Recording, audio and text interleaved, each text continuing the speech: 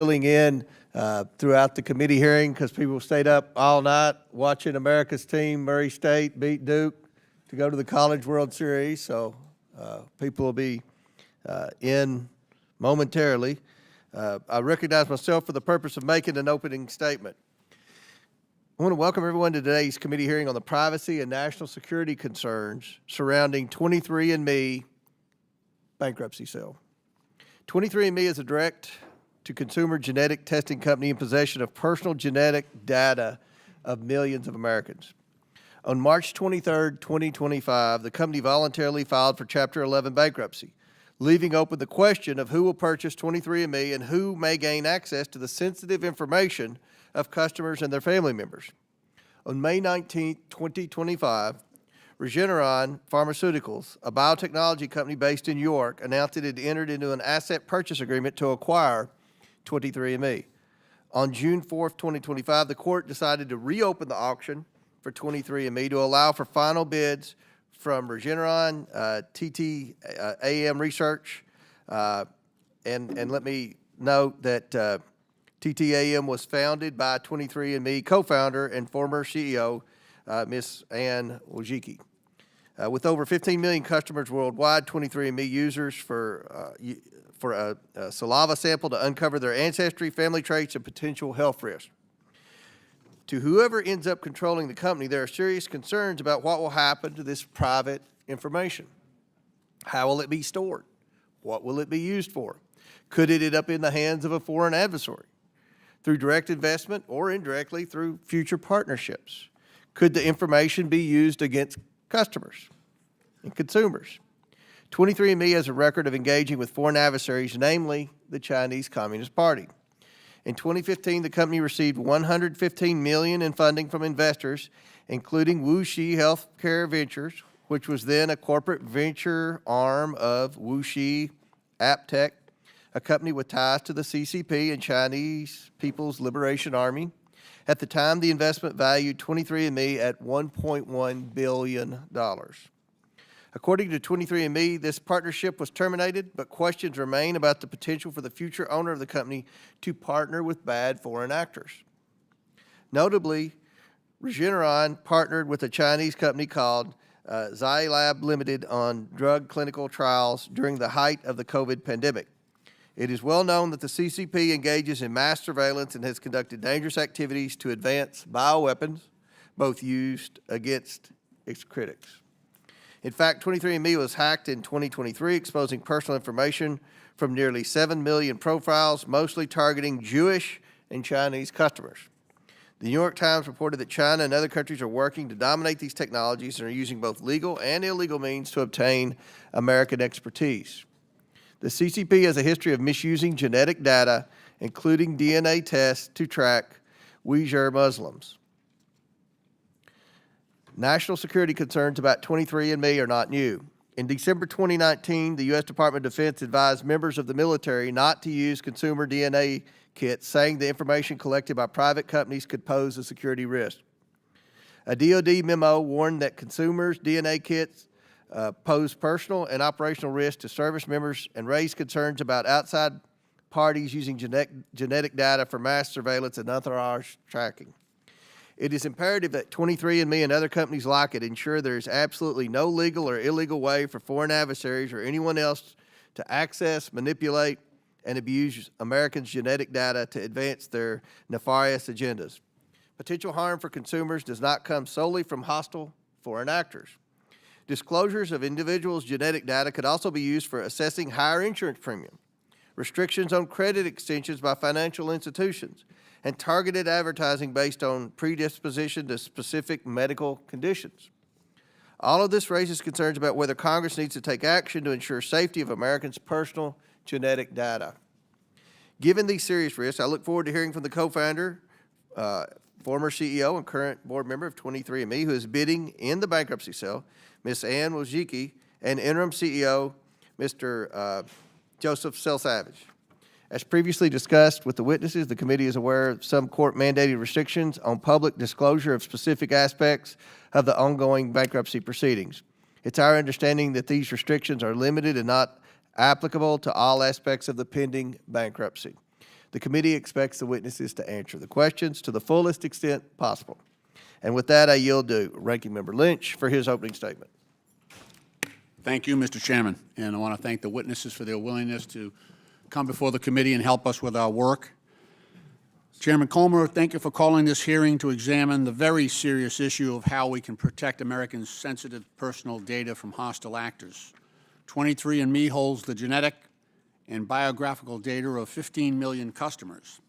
This includes billions of phenotypic data points that make up DNA profiles, detailed genealogical and ancestry history, and, importantly, health predispositions. While healthcare providers and insurance companies must follow federal laws like the Health Insurance Portability and Accountability Act, or HIPAA, which protects patient-sensitive data from unauthorized sharing, direct-to-consumer companies like 23andMe operate with minimal oversight and regulation. The lengthy and opaque terms of service and privacy policies that customers are required to agree to typically allow for their data to be sold during a sale or bankruptcy, and that is precisely the situation that millions of the company's customers find themselves in today. Americans deserve to know what the sale of 23andMe will mean for sensitive genetic data it holds. Unfortunately, Chairman Comer has demanded this hearing take place today, unfortunately, in the midst of the bankruptcy bidding process, when these witnesses are legally prohibited in some respects from speaking to any details related to the bankruptcy and sale.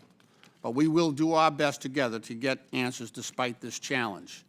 Our concerns are magnified by the fact that the hostile actors, including foreign adversaries, are constantly attempting to buy or steal American sensitive data. In 2023, 23andMe was the target of a massive breach in which an outside attacker stole the data of 7 million customers, reportedly targeting those with Ashkenazi Jewish heritage. The governments of the People's Republic of China, the Russian Federation, North Korea, and Iran conduct persistent cyber attacks against the United States. China's President Xi Jinping has made clear that dominating the AI race and achieving global supremacy in biotechnology are critical to the future geopolitical power, and obtaining vast troves of American sensitive data is a key component of his strategy. Failing to safeguard Americans' data from these hostile actors would not only be a critical violation of privacy, but also a national security catastrophe. Given the sensitive nature of the data that companies like 23andMe hold, the possibility for that data to end up in entirely new hands in the event of a sale or bankruptcy, and the risk of data breaches, including by hostile foreign governments, we cannot rely solely on corporate efforts to ensure this data is protected. We need strong privacy protections and comprehensive laws and regulations that address the evolving landscape. That is where the federal government comes in. But instead of a strong federal government that makes every effort to protect American sensitive data, the Trump administration and DOJ are dismantling our IT and cybersecurity workforce and replacing hardworking civil servants with unqualified hacks. Just last week, President Trump installed a 22-year-old with no national security expertise to oversee a Department of Homeland Security hub for terrorist prevention.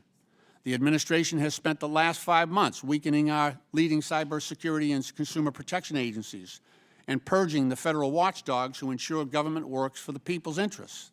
I condemn those efforts, and if committee Republicans were serious about this hearing, they would as well.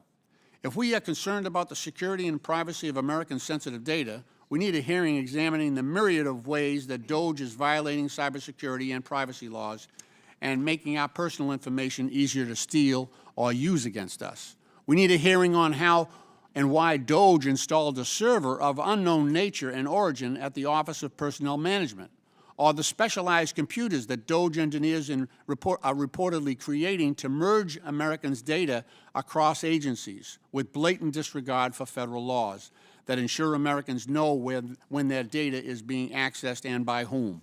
We need a hearing on the way that DOJ has exposed critical federal systems to hostile foreign actors and on the massive cuts to its personnel that DOJ has made across the government, including at critical agencies like the Social Security Administration, which houses every American Social Security number.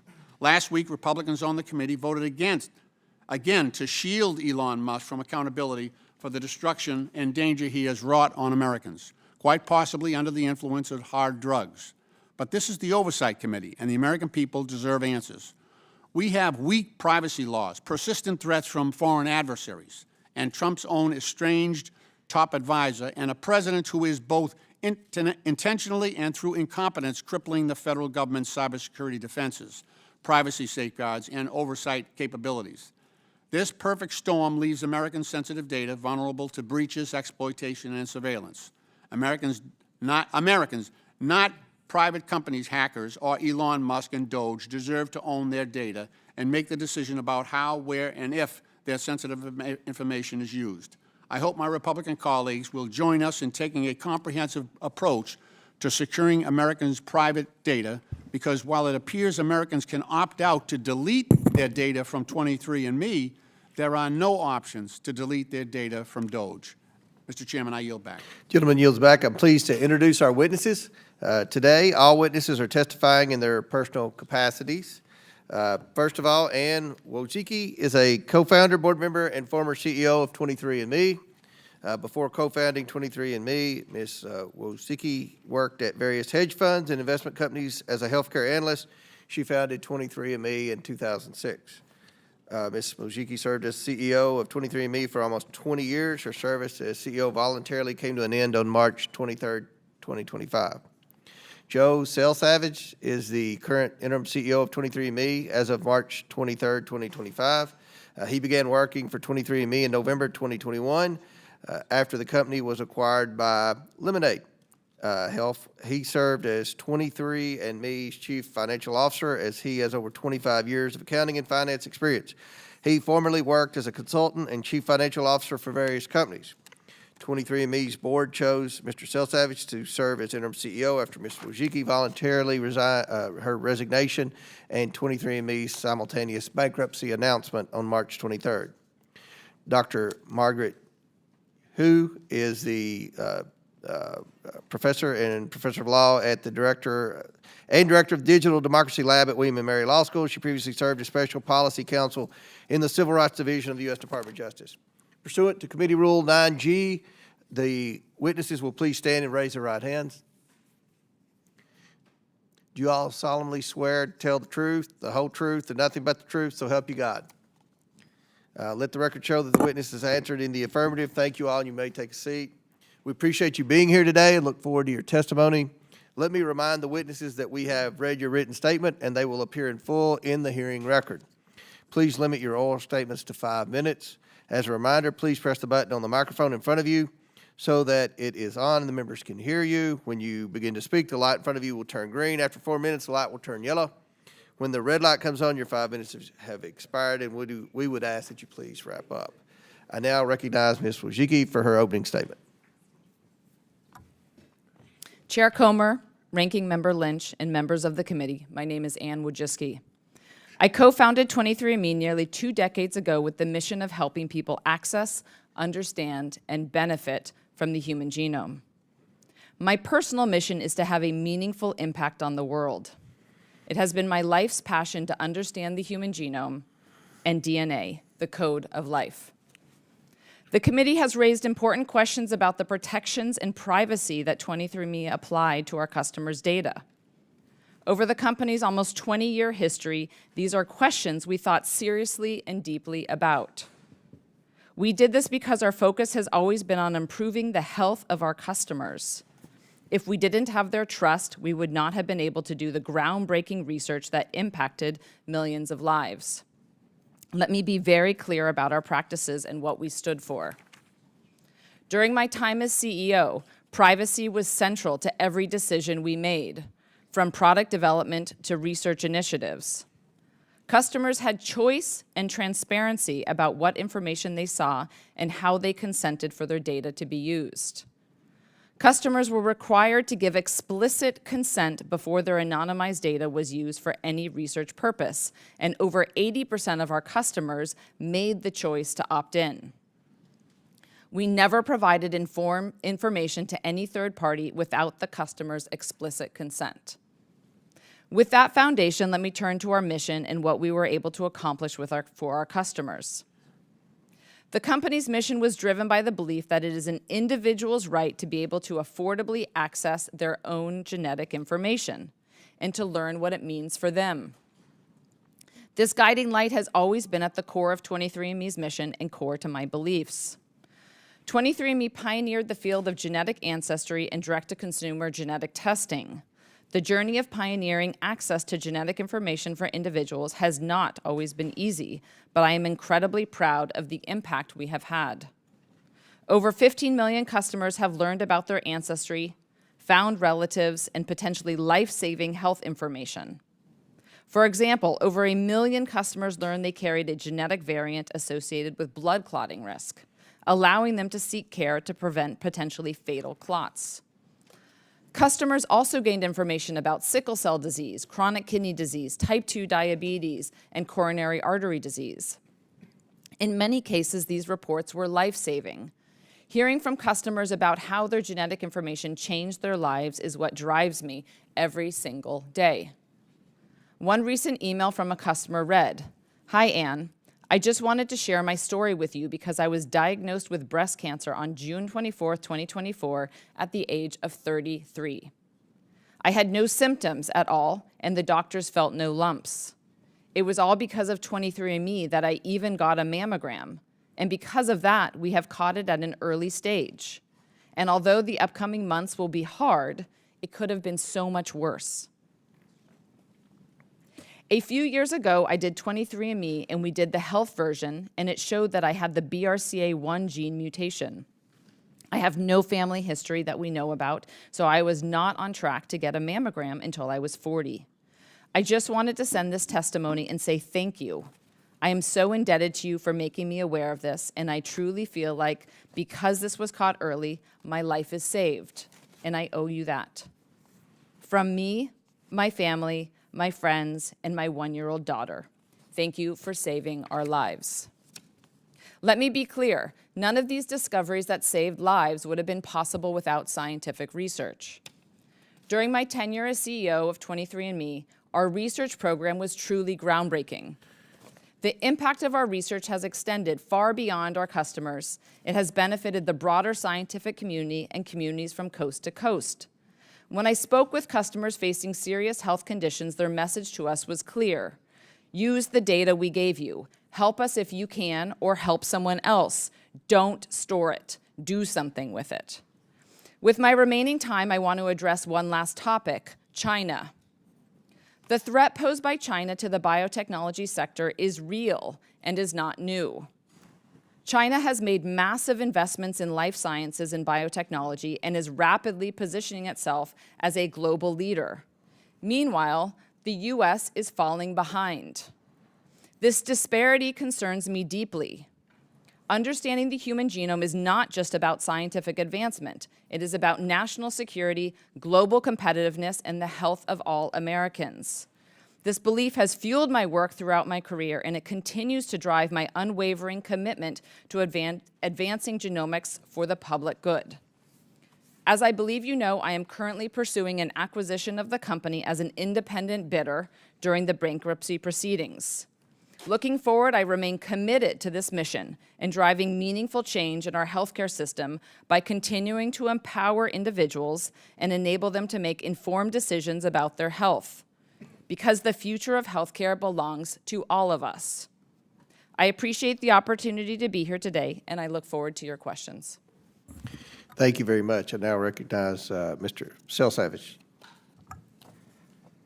Chairman Comer, Ranking Member Lynch, members of the committee, thank you for the opportunity to appear before you today. My name is Joseph Selsavage, and I am the Interim Chief Executive Officer of 23andMe, a mission-driven organization founded on a simple yet transformative belief that individuals have the right to access, understand, and benefit from their own genetic information.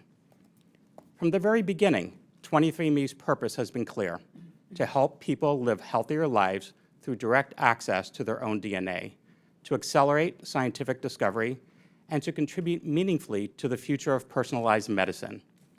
We recognize that with this vision comes immense responsibility to the millions of individuals who have chosen to participate in something larger than themselves. We are here today not only to answer your questions, but to reaffirm our deep commitment to data privacy and security, transparency, customer choice, data stewardship, and scientific integrity. Founded in 2006, 23andMe is a personal genomics and biotechnology company that pioneered direct-to-consumer genetic testing. We are named after the 23 pairs of chromosomes in every human cell. Our mission has always been to empower customers by providing access to information about their personal genetics based on the latest science, so that they can make informed decisions about their healthcare journey. Our services allow customers to gain DNA insights about their genetic risk for dozens of conditions, like type 2 diabetes, Alzheimer's disease, and certain cancers.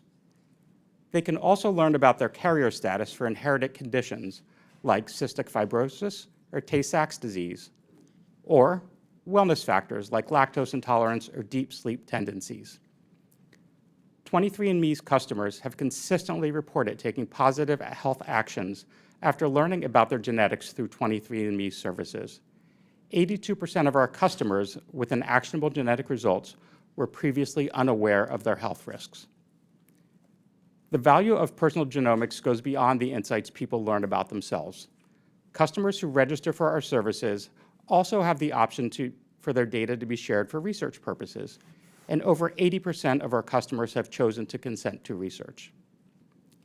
Consent is a central tenet of 23andMe's research program.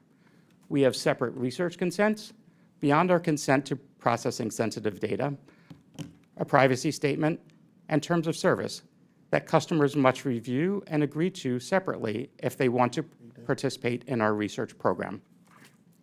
We remove all identifying information before any genetic data is shared with any third party. And any customer who affirmatively consents to participate in our research program can easily opt out at any time through their account settings, and always have been able to do so. Customers are also free to delete their accounts and information at any time. Customers who affirmatively consent contribute to more than 230 studies on topics that range from Parkinson's disease to lupus to asthma and more. We collaborate with advocacy organizations, universities, and biotech companies to bring customer opportunities to participate in research. Since 2010, 23andMe has published 293 papers that helped advance scientific research in a wide range of fields. Due to circumstances that I discuss in more detail in my written testimony, 23andMe is currently conducting a sales process supervised by a United States bankruptcy court. That process has been a success to date. We have 2 remaining bidders, both American enterprises, that will conduct a final round of bidding later this week before the sale to the winning bidder is presented for the approval by the court. Because this proceeding is ongoing, I am unable to speak about the merits of either bid or the ongoing sale process.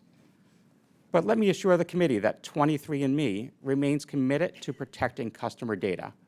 We are requiring that anyone bidding for 23andMe must comply with all of our privacy policies.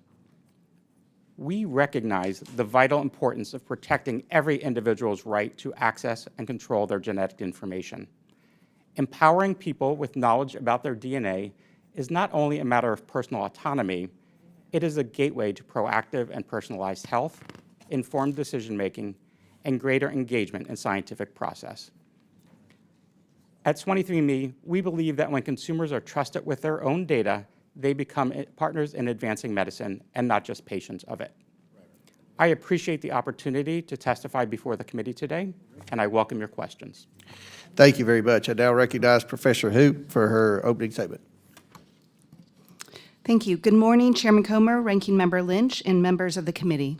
I am Margaret Hu Davison M. Douglas, Professor of Law and Director of the Digital Democracy Lab at William & Mary Law School in Williamsburg, Virginia. Thank you for the opportunity to address the urgent matter of how best to secure Americans' genetic data privacy. As this committee recognizes, the collection, storage, and analysis of sensitive genetic information and its disclosure can pose a range of national security concerns and risks. The bankruptcy proceedings of 23andMe demonstrate why these matters are so consequential, especially in the age of artificial intelligence and the future of AI warfare. The first decade of my law career was dedicated to the Civil Rights Division of the U.S. Department of Justice. My first day as a trial attorney was the day before the terrorist attacks of September 11, 2001. I immediately joined a post-9/11 task force and focused on homeland security and border security issues. In the past decade, I have served as a researcher and a professor of AI law, constitutional law, and national security law. I would like to approach this topic from the perspective of AI and national security.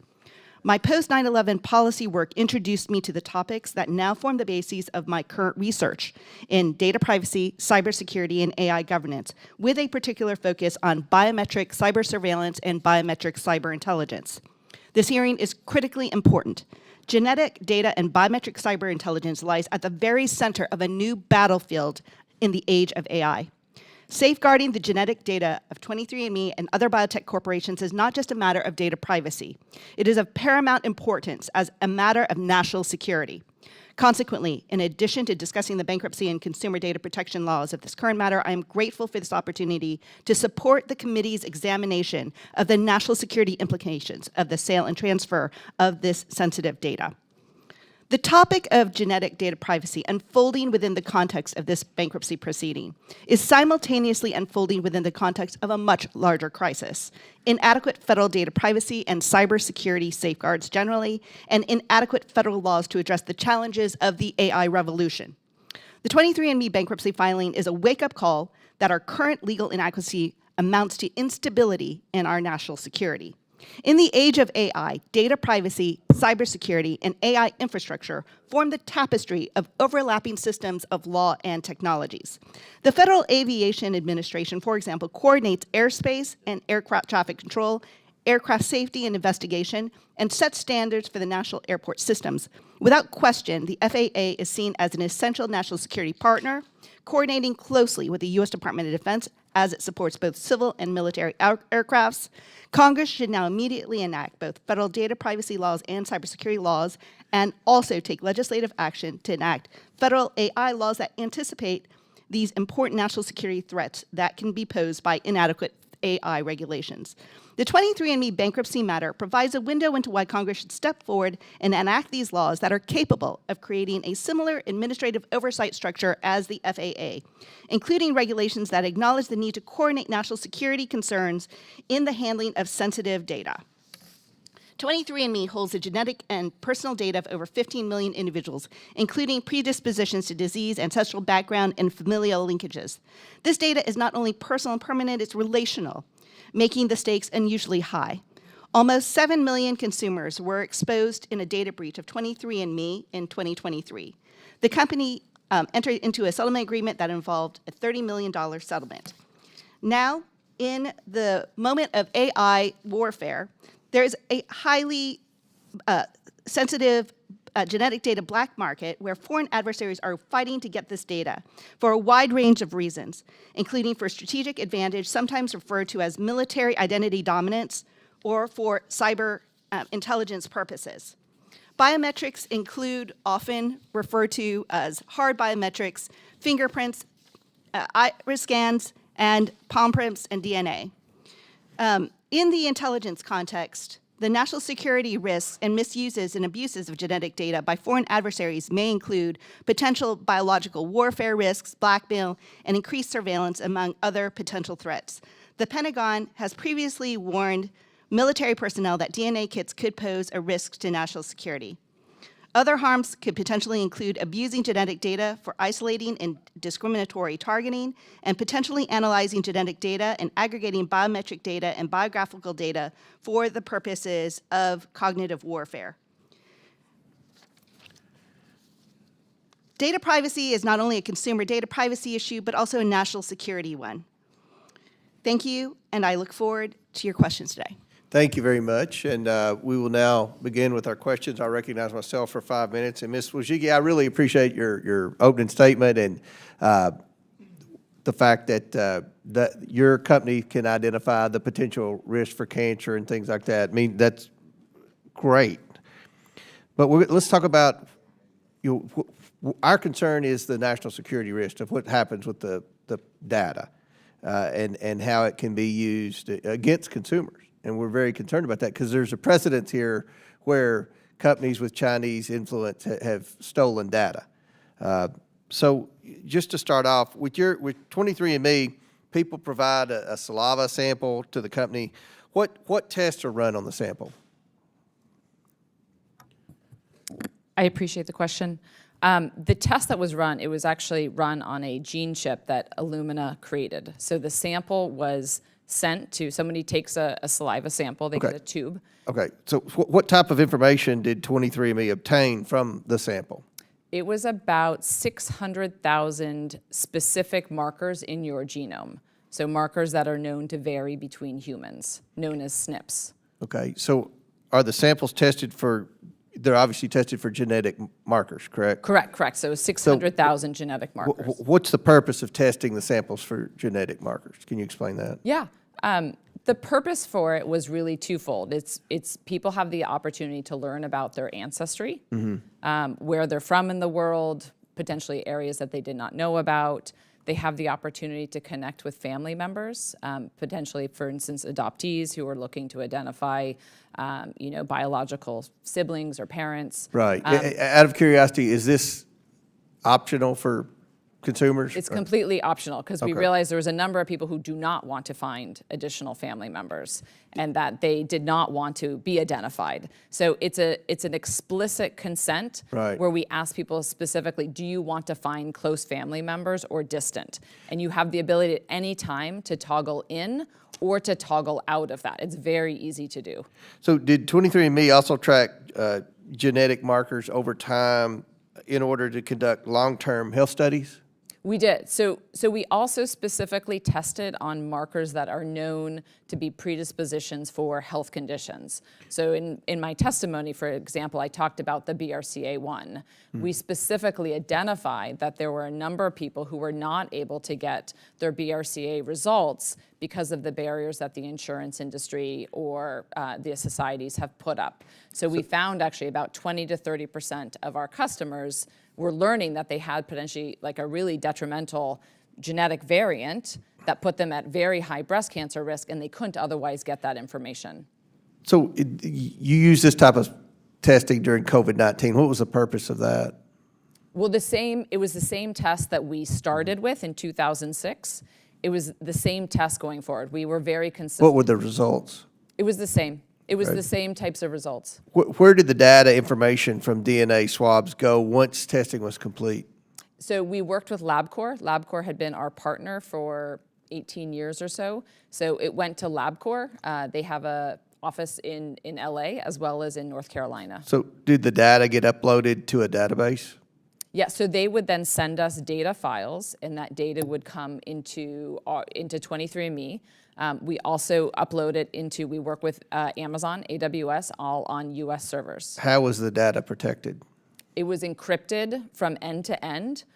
We had all kinds of ways that, again, the team thought about how it was going to be encrypted, how it was sent. It also, I should be super clear, had no identifiable information when it was sent to LabCorp or when we received it. So How long does the data stay in that database? How long? at the Forever? 23andMe database? I'm sorry? At 23andMe, you mean? Yeah. As long as Or the customer anywhere. wants. How long does the data stay in the database? As long as a customer wants. They have that opportunity to delete their data at any time. So where did the physical saliva sample go after testing is complete? The physical saliva sample would go to LabCorp, and customers had the ability to say, do I want my saliva sample stored or not stored? And the reason why they might want it stored is, for example, we were offering in the future, potentially you would want to upgrade, you'd potentially want to get a different type of test, or if there were additional services. So we offered biobank. If it wasn't stored, what happened? Did it It get was discarded. It was discarded. Correct. You're sure? We are sure. Okay. Was it possible to run multiple tests on one sample? It was possible to run multiple tests on one sample. Okay, the last question. Under your leadership, did 23andMe scientists ever run multiple tests on a single sample? And if so, were customers notified about the additional tests? We ran additional tests potentially for the FDA submissions that we did. So in order to do validation studies, we would find customers with potentially very rare variants, and we had to do an additional type of test, sometimes called Sanger sequencing, to prove to the FDA that the results we were generating were indeed accurate. Okay. So we also, so let me also be clear, we also sometimes did additional research studies. So we would occasionally look and say, let's do whole genome analysis for additional research studies. Okay. Thank you. Chair recognizes the ranking member. Thank you, Mr. Chairman. Ms. Wojcicki, is Wojcicki, right? It's Wojcicki, correct? Yeah, we have my neighborhood. We have a Polish triangle where all the Polish families live. I look familiar. Okay. First of all, I appreciate you sharing your personal history here, and you know, I fully appreciate the value of early detection through 23andMe and other technologies as well, in terms of the value that provides for early treatment protocols for breast cancer. That's really, really, really important. I hope that's something that people get from this hearing today. But also your experience and your situation actually amplifies the need for greater privacy protections, right? On this committee back in 2015, I was a member then. We had a huge hack of the OPM servers, the Office of Personnel Management. So the massive data breach back then compromised the personal information of about 22 million people. But most importantly, that included federal employees and anyone in the federal government that was applying for a national security clearance. So think about that. Who would need in our government, who would need national security clearance, right? Those people are doing very sensitive work. So all that information went over to the Chinese. It was a Chinese threat actor. At that time, the Oversight Republicans really, I have to give them great credit. Jason Chaffetz was the chair of the committee at that point. I was just a subcommittee chair at the point, ranking member at that point. But we conducted an investigation, and they came up with 13 recommendations that the OPM system and its chief information officer should be empowered, accountable, competent, and should, quote, improve federal recruitment, training, and retention of federal cybersecurity specialists. What the Trump administration has done, though, is just done a blanket firing of some of our most talented cybersecurity experts. They've disregarded the cybersecurity and data privacy laws. DOJ is reportedly creating a master database of sensitive information across federal agencies by carrying around unsecured backpacks full of laptops, paving the way for unparalleled surveillance capabilities. So this is an extreme danger to the very systems that we want to protect. So, Professor Hu, how does firing all these IT and cybersecurity experts, does that make Americans' data safer? Thank you for that question. I think that this raises deep concerns as far as how best do we safeguard very sensitive governmental data. And as you mentioned, the leadership of this committee after the OPM hack, I think, was very important.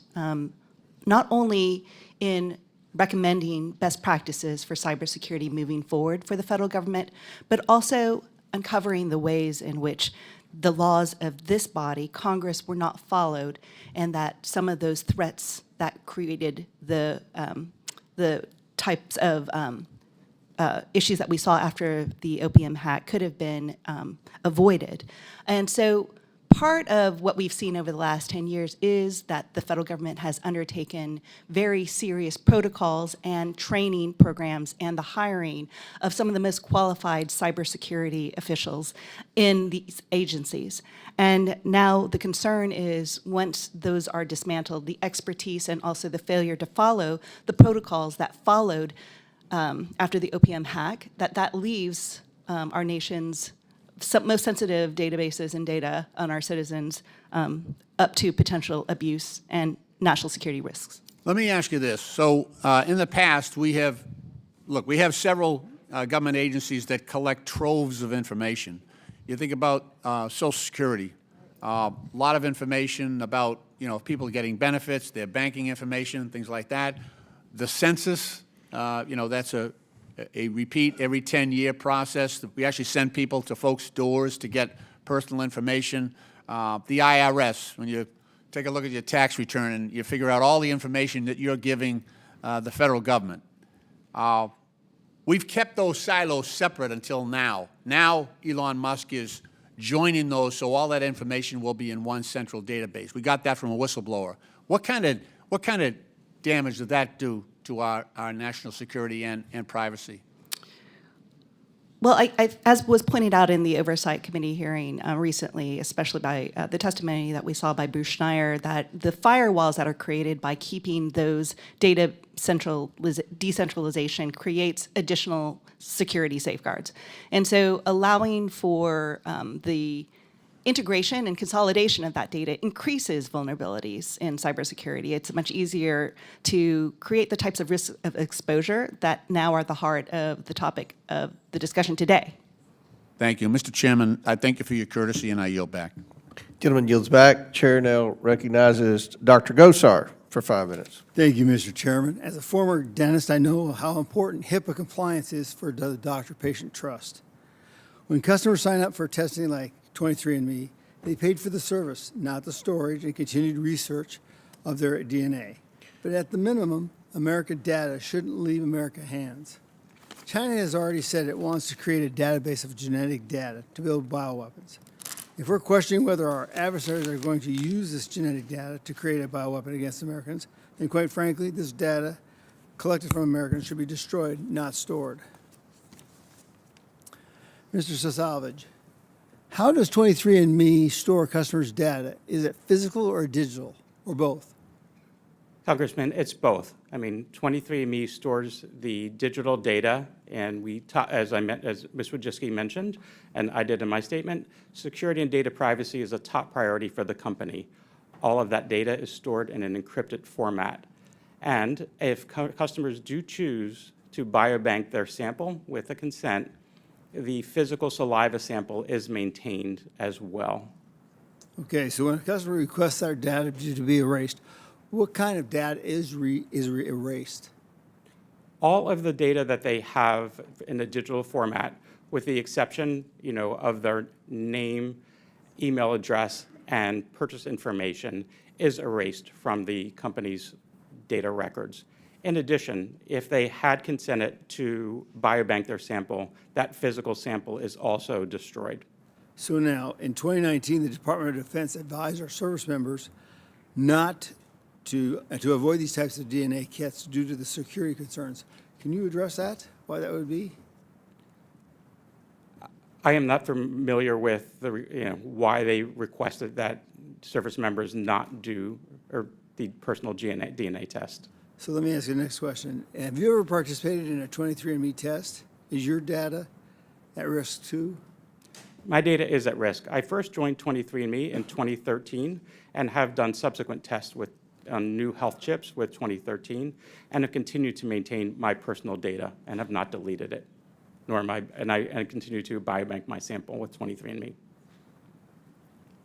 Ms. Wojcicki, did I say it wrong? No worries. Okay. That's perfect. I tell everybody I speak two languages, one not so good, and that one is English. As a former CEO and board member of 23andMe, do you have access to the customer's data? I do not. Who would be accessible to that data? Who could get to that data? That is a great question. And as I mentioned before, privacy and data security was always top of mind when I was CEO at 23andMe. So we came up with very strict protocols about how you could ever link up genetic information with the identifiable information. So that was if you think about how our databases were set up, all of your personal information, meaning your name, your address, your email, was in a separate database that was stored separately that very few people could connect it then with the genetic information. So from a database design, it was separated out. So a few people within the company had the ability to put that key together. So for example, imagine if you were a customer and you didn't get the right results, or you have a question about something, or you're wondering, something does not make sense to you, you would have to be able to call the customer care team, and they would have to be able to analyze your results. So only in very specific situations would we ever be able to reconnect that. And so I should also be clear, when we did research, identifiable information like your name, your address, your email was never part of that. And none of the partners that we ever had any identifiable information. So when I see a data like this, hackers got nearly 7 million people's data from 23andMe. Firm blamed users in a very dumb move. I wanted to put this to the record. Could you address this? Yes. So the situation that happened there, and we have said before to our customers and everything that happened, that there was a deep apology for everything that has happened here. It was a credential stuffing, so it was not actually a breach of our systems. It was credential stuffing, and what that actually means is that the threat actor found old addresses, email addresses, and passwords on the dark web, and they ran them against 23andMe, and they found a number of customers where they actually could enter into their accounts. So it was specific, it was a credential stuffing incident, and through that they were able to actually get access to their account. Since then, we've made pretty substantial changes. So in response, we immediately wanted to learn from this. So we forced all of our customers to reset their password. So every single customer had to go and reset their password. And then secondly, we had double-factor authentication, which was mandated. And we had actually had two-factor authentication for a while, but it was not mandated because it was not industry standard. Thank you, Mr. Chairman. I yield back. I recognize Ms. Norton from Washington, D.C. Thank you, Mr. Chairman. When Elon Musk joined the Trump administration, he reportedly described himself as, quote, tech support for the federal government, clad in an absurd, quote, tech support, close quote, T-shirt. Elon Musk assured President Trump's cabinet that slashing the federal workforce was necessary to save the federal government money and make it more efficient. We all saw what happened next. The so-called Department of Government Efficiency threw the government into chaos by recklessly firing federal employees regardless of their role, experience, or their value brought to the agencies. This effort has ultimately cost taxpayers more than $135 billion, according to Partnership for Public Service.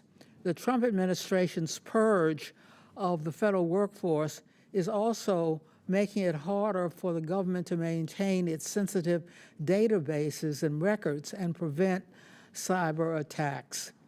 The U.S. Digital Service was the technology office in the White House that led modernization of federal technology and software systems, that is, until the Trump administration. Then Elon Musk took over and fired dozens of its employees. Another 21 IT workers resigned from the office rather than carry out the destruction Musk demanded of them. The mass resignation letter signed by these skilled engineers, data scientists, and IT professionals included a stark indictment of the Trump administration, explaining that they had been asked to take actions inconsistent with their oath to serve the American people and uphold the Constitution. I ask unanimous consent to enter this letter into the record, Mr. Chairman. Without objection, so ordered. The U.S. Digital Service is not only the only agency that has been gutted. IT personnel have been laid off across the federal government, leaving many agencies further exposed to threats. For example, the Department of Government Efficiency demanded a 50% cut in the technology division of the Social Security Administration. This division maintains the Social Security Administration's website, benefits portals, and IT systems. The Trump administration also reportedly planned to fire an additional 25% of the employees who manage the data systems at the Social Security Administration. Professor, how has the Trump administration's purge of IT and cyber professionals left the federal government more vulnerable to data intrusions? Thank you for that question, Congresswoman. I think that what we're witnessing, especially in news reports with DOJ now entering into 17 agencies and the dozens of lawsuits that have followed since the start of DOJ, is a deep concern about whether or not this falls outside the scope of what is constitutional or legal, particularly given this body. The Digital Services Office that you refer to was something that received funding and was specifically included legislatively, is my understanding, whereas DOJ is not, and that is part of the current litigation, whether or not this type of body is legal, is constitutional, and whether or not these types of actions that you describe are also outside the scope of the law, both with FISMA, for example, and the Administrative Procedure Act. So we just saw within the last couple of days, in the district court, a concern about the OPM databases and whether or not an injunction is necessary in order to stop continued access. The Trump administration's proposed 2026 IRS budget would cut a staggering $8 billion and nearly 20% of positions from fiscal 2025 levels, including 60% of the IT staff. Professor, what are the risks of making a massive cut to the IT workforce at the IRS, which holds the most sensitive financial information of every American? Thank you for that question. The attempt to consolidate the information that is so sensitive, our financial information, our tax information, our information about our health, in order to try to create that type of consolidation, increases the national security risk tremendously, as we saw from the OPM hack, for example, that you had millions of Americans' data exposed, but not only their biographic information, but their biometric information. So as a result of the 2015 hack, it was reported that 5.6 million fingerprints were also then released. So these are very serious issues, particularly with national security implications. Thank you. Thank you. Gentlelady's time's expired. Chair recognizes Dr. Fox from North Carolina. Thank you, Mr. Chairman, and thank you to our witnesses for being here. Mr. Savage, we all know the Chinese Communist Party, CCP, has a track record of misusing genetic data, and even the New York Times acknowledged that, quote, China uses genetic tests to track members of the Uyghurs, end quote, who are a politically disfavored minority group. This abuse can surely be perpetrated against any disfavored group whose genetic data is available. How does 23andMe prevent the genetic data, mainly from Americans, controlled by the company, from being used by the CCP or some other malign actor to track or harm Americans? Congresswoman, 23andMe puts data security and privacy at the top of the forefront of our company. All of our data is secured with top security encryption. We have, security professionals, in place at 23andMe implementing the latest technologies in security. And we've received, 3 ISO certifications for the company in terms of security, cybersecurity, and privacy to make sure that the data of our customers is secure. In addition, after the cybersecurity incident, we made sure that, basically we've implemented two-factor authentication. We've ensured that customers have reset their passwords, and we make sure that those passwords have not been, basically in compromised databases anywhere to make sure that our customer data is safe. Mr. Selsavage, besides the 15 million individuals who have their genetic data stored with the company, family members, by virtue of having a similar genetic makeup to those who took the test, are also potentially at risk if 23andMe's genetic data is exposed or used for nefarious purposes. Is that correct? If a customer at 23andMe chooses to allow their data to be shared, such as a DNA relatives feature at 23andMe, people relatives could actually, and family members can see that additional data, yes. Ms. Wojcicki, precisely because of concerns about the genetic information controlled by 23andMe falling into the wrong hands, the Pentagon warned its personnel in 2019 not to use consumer DNA kits.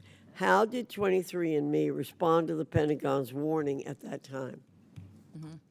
Thank you for that question. I have to say, in all honesty, we were surprised. We had not been contacted. We were surprised.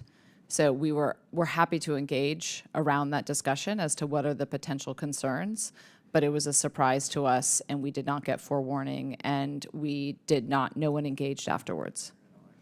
So after the warning, did the company change the way it handled or protected consumers' genetic data? Thank you for that. There were not substantial changes because, as I mentioned, privacy and data security had really been top priority since then. So since the inception of the company. So I would say after that notice and reading about that, it definitely became top of mind, and I think the number one takeaway we had was really there should be an engagement around the understanding of how we actually are making sure that we're securing data and how we're making sure that we're always honoring the customer's privacy. So it was a great opportunity for us to consider engaging. We always are reviewing our systems. We're always looking at sort of the update of what else should we be doing with our security protocols. And so that was the primary takeaway from that. Do you believe there's anything could have been done to prevent the 2023 breach? That is I appreciate that question. I'm pretty limited with what I can say specifically around that because of the potential litigation or the ongoing litigation around there. The thing that we always said is that you have to be vigilant on a daily basis. You have to always live in a world of paranoia because you see how many threat actors there are out there, the number of security incidents that are there. So the primary takeaway we always thought is like, what's also the product by design? How are we making sure we're designing the product so if and when something happens that we're doing everything we can to protect the privacy of our customers? The database security design has always been really important for us about making sure that if there ever was a threat actor, how are we actually making sure that we're doing everything we can to prevent that? So it was always top of mind for us to think about what those potential risks are. Thank you, Mr. Chairman. I yield back. Gentlelady yields back. Chair recognizes Ms. Brown from Ohio. Thank you, Mr. Chairman. Today's hearing gives us an opportunity to explore bipartisan solutions to protect Americans' personal identifiable information. When services like 23andMe first launched, they were seen as groundbreaking, giving people unprecedented access to information about their ancestry, health, and genetics. For the first time, you could uncover long-lost family connections or gain insights into potential health risks, all from the comfort of your home. But what many of 23andMe's nearly 25 million customers didn't realize was that unless they actively opted out, they were also consenting to share their personal DNA data with third parties. Unlike a password, you can't change your DNA, and it can't truly be anonymized. What's more, one person's genetic data can reveal information about their entire family. Now, with that company's future uncertain, the safety and security of that data hangs in the balance. Americans deserve real oversight and tough privacy protections to keep their most sensitive data safe. Mr. Selsavage, when you became the CEO, just as 23andMe experienced a massive breach that exposed the sensitive genetic data of 7 million users. What concrete steps have you taken since to prevent this from happening again? And what can you tell your customers today, right now, that you couldn't say a year ago to reassure them their most personal data is safe? Congresswoman, I will just want to reiterate that 23andMe always has put our consumers' security and data security and privacy at the forefront of the company. Since the data incident, we have implemented additional security measures. We, forced every customer to actually reset their password to make sure that their accounts are safer. We implemented two-factor authentication, whereby a customer has to either gets an SMS or an email sort of code to actually enter in addition to their password to make sure their data is secure. And then we also ensure that any sensitive data, like the personal genomic data that the customer has, if they requested that data, that there was additional verification of the customer requesting it, such as their date of birth and other credentials, and then also put a time limit so that they couldn't access that data immediately, but rather put a time delay of 48 hours on that data. In addition, we've hired a new Chief Information Security Officer at the company and put in additional security controls. Through the bankruptcy process, we're making sure that, essentially through the process that our customers' data is safe, because we're requiring any bidder for the company to continue with the privacy policies and consents that are in place here at 23andMe. Thank you.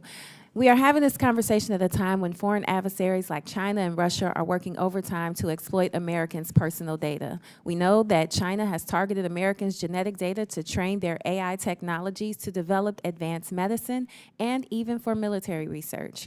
And we are facing this threat with fewer resources. The Trump administration has made massive cuts to funding and staffing at our nation's top cybersecurity agencies. We need both strong cybersecurity protections and federal privacy laws to protect Americans' data. So, Ms. Hu, as you know, there is no federal framework for how private companies handle consumer biological data. What steps should Congress take to ensure that private industries isn't putting Americans' private health and genetic data at risk, especially in the hands of our foreign adversaries? Thank you so much, Congresswoman, for that question. I do believe that we need an overlapping regime that takes into account both strong federal data privacy protections that now need to update laws such as HIPAA that do not cover these types of new biotech services and wearables and other types of apps. New health data is being generated that is not covered under our existing health data protection laws. And we are increasingly faced with cybersecurity laws and data privacy laws at the state level that are now stepping in to fill the gap that is being left by Congress. But especially with AI warfare on the horizon, it's absolutely critical, and I agree with you, this is a bipartisan issue. Thank you so much. I'll close with this. Americans deserve to know their sensitive private data is safe and secure. I look forward to working with my colleagues on both sides of the aisle as we continue these important conversations. And with that, Mr. Chairman, I yield back. Thank you very much. Chair recognizes Mr. Palmer from Alabama. Thank you, Mr. Chairman. Ms.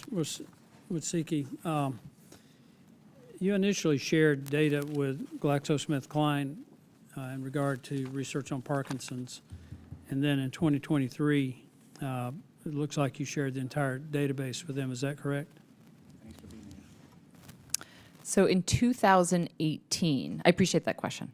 In 2018, I need a yes or no. Did you share the entire database? No, what we did is we shared specifically, the partnership was around using genetic insights for drug discovery. Okay, but So we specifically used not the entire data set, but what we did is we analyze it. We are looking at all the genetic information we have, phenotypes like Parkinson's, and saying, what is it? What is Well, that genetic association? but you received an additional $20 million, and I think at that point you're realizing that the company was in financial trouble, and it looked to me like you made a decision to provide more than what you had provided earlier.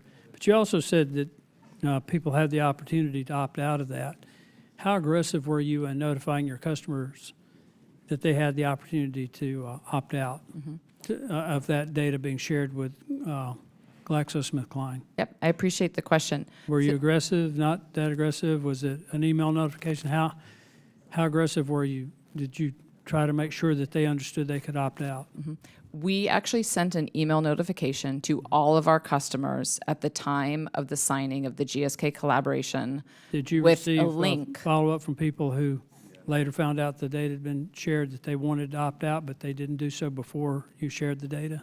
Customers always have the opportunity at any time to opt out. So some number of customers did respond to that email When they and opt opted out. Does that include removing the data from GlaxoSmithKline? It removed the data from all future analyses. But I'm asking now, if you weren't very aggressive in notifying people before you shared it with the pharmaceutical company, and people found out later that it had been shared and they wanted to opt out, was their data removed from GlaxoSmithKline? Their data would have been removed from any future Now, GlaxoSmithKline. yeah, you're saying any future, but any past sharing of their data, that you're saying that it's pretty much gone. It was never individuals' data. It was the aggregate. So essentially, it's the summary. It's the analysis. So saying this specific gene is associated Let me with ask you Parkinson's. this. When 23andMe publicly announced it was filing for bankruptcy, roughly how many users reached out to 23andMe to delete their account and their data altogether?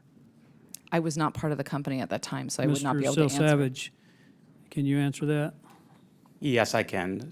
From the time we actually announced bankruptcy until today, approximately 1.9 million customers have requested What that their percentage of your, well, that's what, roughly 15%. 15%? If a user wanted to delete completely their entire account with 23andMe and delete all of their identifying data, does 23andMe allow that? And if so, what does the process look like? I really don't want to know what the process looks like. I just want to know if they have the ability to do that. The customer has the ability to do that, and for any customer, it's a very easy process. They can just log into their account, go to their settings, and request their account and data be deleted. Which 23andMe became popular because you advertised it as identifying familial connections that go back centuries in some cases. How accurate would you say that data is? you know, for our DNA relatives feature, we believe that those features are highly accurate, and, essentially we actually take a When look. you say highly accurate, could you put a percentage on that? Is it 100% accurate, 90, 80, It is in the high 90% of accuracy. high 90s? The thing that concerns me here is how you advertise your product. And I'm not sure that people understood that you were planning to share that data with other companies, because once they share their DNA sample with you, that's a one-time sell. There's no repeat business from that. You have to generate income from other means, and apparently you did that through sharing that data with pharmaceutical companies. Let me ask you this. Do you support the motion filed by 27 state attorneys generals to request the bankruptcy court appoint a consumer privacy ombudsman and a security examiner? Do you support that? Congressman, yes, respectfully, we were the first group, company was first to actually. Very quickly, I got Yes, a last we question. support that, yes. Has a 23andMe employee ever had access to the data other than those who are cleared to have it? Has anybody else ever had access to that data? To the best of my knowledge, only people with the need to access that genetic data at That's 23andMe have access to the best of your to it. knowledge, but you cannot assert that no one else has had access. Congressman, that's to the best of my knowledge. As indicated, I have only been interim CEO since March of 2025, but to the best of my knowledge, no other individual other than the employees who have a need to have access to data have had access to Mr. it. Chairman, I Yes, think sir. we need to make sure that we need a more certain answer on this about who's had access to this data. I see Mr. Lynch nodding in Absolutely. agreement. So could you do a deep dive investigation to make that determination, notify the committee through Mr. Chairman and the ranking member? Congressman, I'll take that back to our team and we'll look into that for you. That's not a look into, that's a required reply. That's understood. We'll take that back. Thanks, sir. I yield back. All right, thank you. Chair recognizes Ms. Stansberry from New Mexico. Thank you, Mr. Chairman, and thank you to our witnesses for being here today. This topic is of particular interest, I think, not only to myself, but millions of Americans, not just because the company in question here actually owns the genetic data of millions and millions of Americans, but because of what's happening right now with DOGE, with the Trump administration, with private contractors getting multi-million-dollar contracts to integrate Americans' personal data, with the court cases that are in front of the Supreme Court and the district courts, and this proposal that came through this House just 2 weeks ago in the dead of night that basically would preempt state and local laws from regulating our private data through AI systems.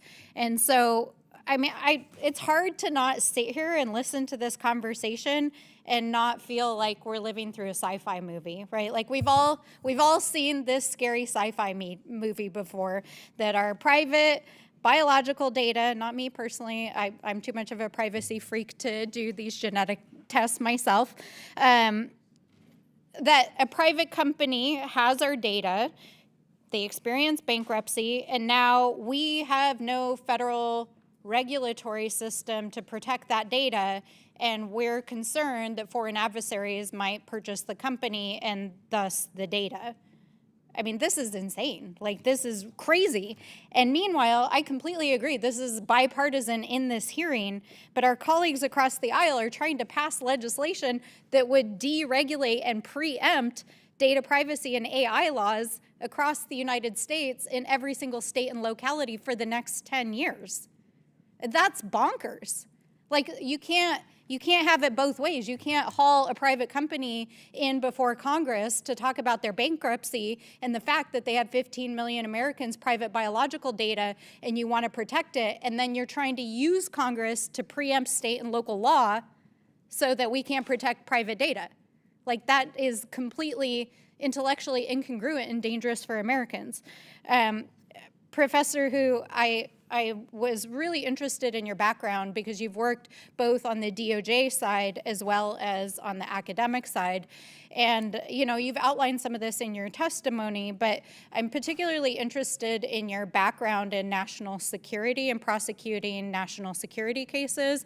And if you could talk a bit more about this, like, political intersection we're seeing right now in this moment and what threats that poses for not just national security with foreign adversaries, but the potential that Americans' data could be misused by private companies here in the United States. Thank you so much, Congresswoman. I think because of the bipartisan nature of this topic, it is so critical to come together and try to advocate for the types of legal framework that we need in order to address these national security threats appropriately. And I do believe that part of the issue right now is because in an absence of congressional legislation, we are asking these corporations to come in and fill that gap. And so we're asking of companies like 23andMe, you need to have the best data privacy, the best cybersecurity possible. But what about federal law that then mandates that instead of looking to industry standards? And I am very concerned about the moratorium and the idea that in the absence of federal law that regulates comprehensively AI systems, that we would ban and bar states and localities from going forward with their attempts to try to offer some type of meaningful safeguard on these types of technologies. And so thank you very much. I do think that this is so critical for there to be true bipartisanship for this national security issue. Thank you. And, you know, one of the things I really want to emphasize, for folks who are out there watching this and concerned about data privacy, which I believe is everybody, you know, I watch my share of both liberal and conservative news, and I mean, everybody from Theo Vaughn to our colleague Marjorie Taylor Greene to myself to this side of the aisle are raising the alarm on this provision because of the significance that it has for the safety of Americans. And so I think it's really, really important that we elevate this conversation right now and understand what they're proposing in this bill, because when you read that bill, it literally not only says we would preempt state and local laws, it basically says any company even that wants to use an AI system in a locality could not be barred from accessing your data, which means that presumably a private company that does not have privacy and secured data systems could then be compelled under this preemption law to give away your data. I mean, that's dangerous. That is dangerous. So I really appreciate you all being here today, and we're going to continue to work on this issue. Thank you, Mr. Chairman. Thank you. Chair now recognizes Mr. Grofman from Wisconsin.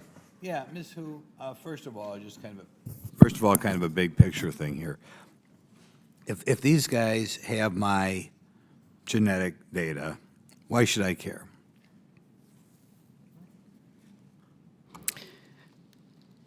Genetic data and biometric data is now increasingly anchoring modern warfare because of the attempts in AI-driven targeting to try to aggregate biographic and biometric data. And so part of what I think is misunderstood is that this is not really a consumer data privacy issue alone, that this really does map into very significantly the way in which we conduct national security strategies. Okay, so I should be afraid that if we go to war, I hope we never go to war, if we go to war and they know my genome, that they will find some way to target me.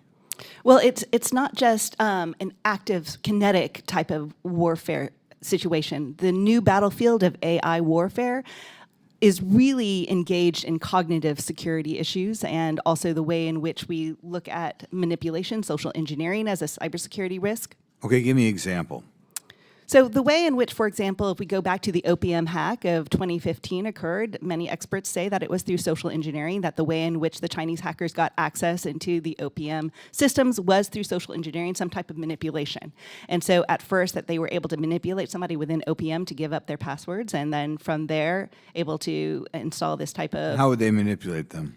Well, one of the examples given by some cybersecurity companies were the ways in which Chinese would pose, for example, as trying to present some type of alumni event from your university and to get you to click on that and then to install the malware from there.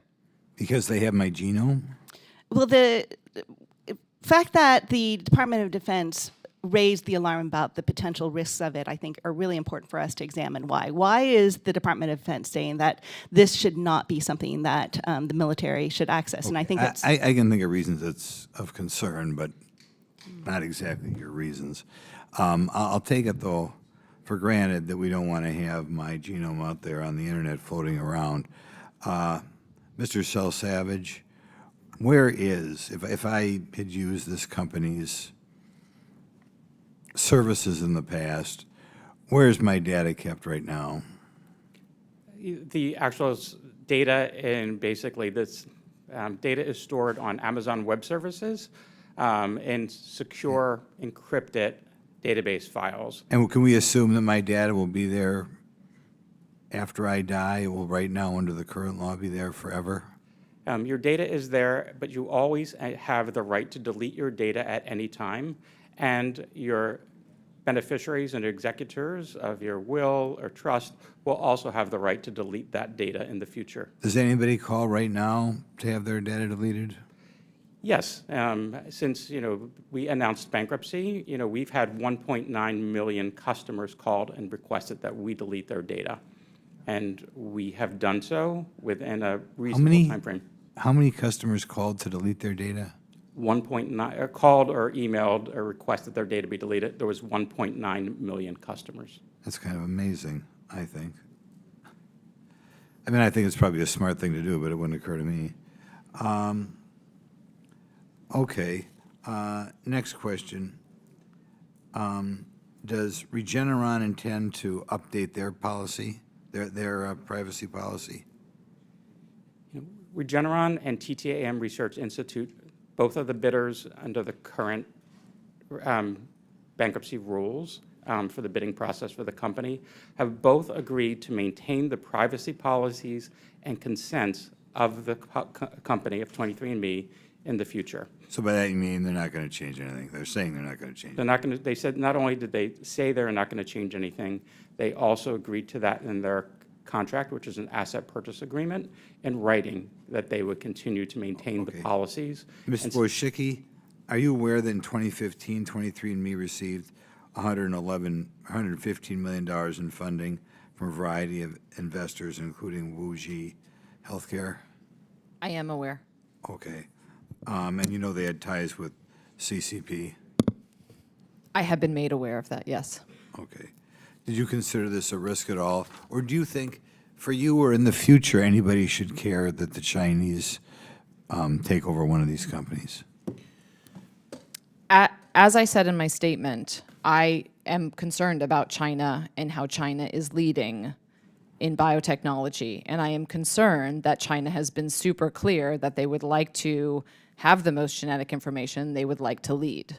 So yes, I am always concerned about what China's... Do you think a company trying to take over this company should be a company the Chinese have access to? Or should they be out of the picture when it comes to a potential buyer? I do not believe that we should, that 23andMe in this bankruptcy process should go to anyone with a Chinese tie. Thank you. Thank you. Chair recognizes Ms. Randall from Washington State. Thank you, Mr. Chair, and thank you to our witnesses for being here today. You know, in this modern world, our sensitive data is stored in an increasing number of places. We've got smartwatches that track our vitals and sleep quality, and apps that track menstrual cycles and ovulation, and our phone track our steps and analyze our activity. And companies like 23andMe convinced so many to trade access to their DNA to unlock personal history and detailed genealogy reports. Ms. Hu, what kinds of entities are left out of our existing federal framework for protecting health data?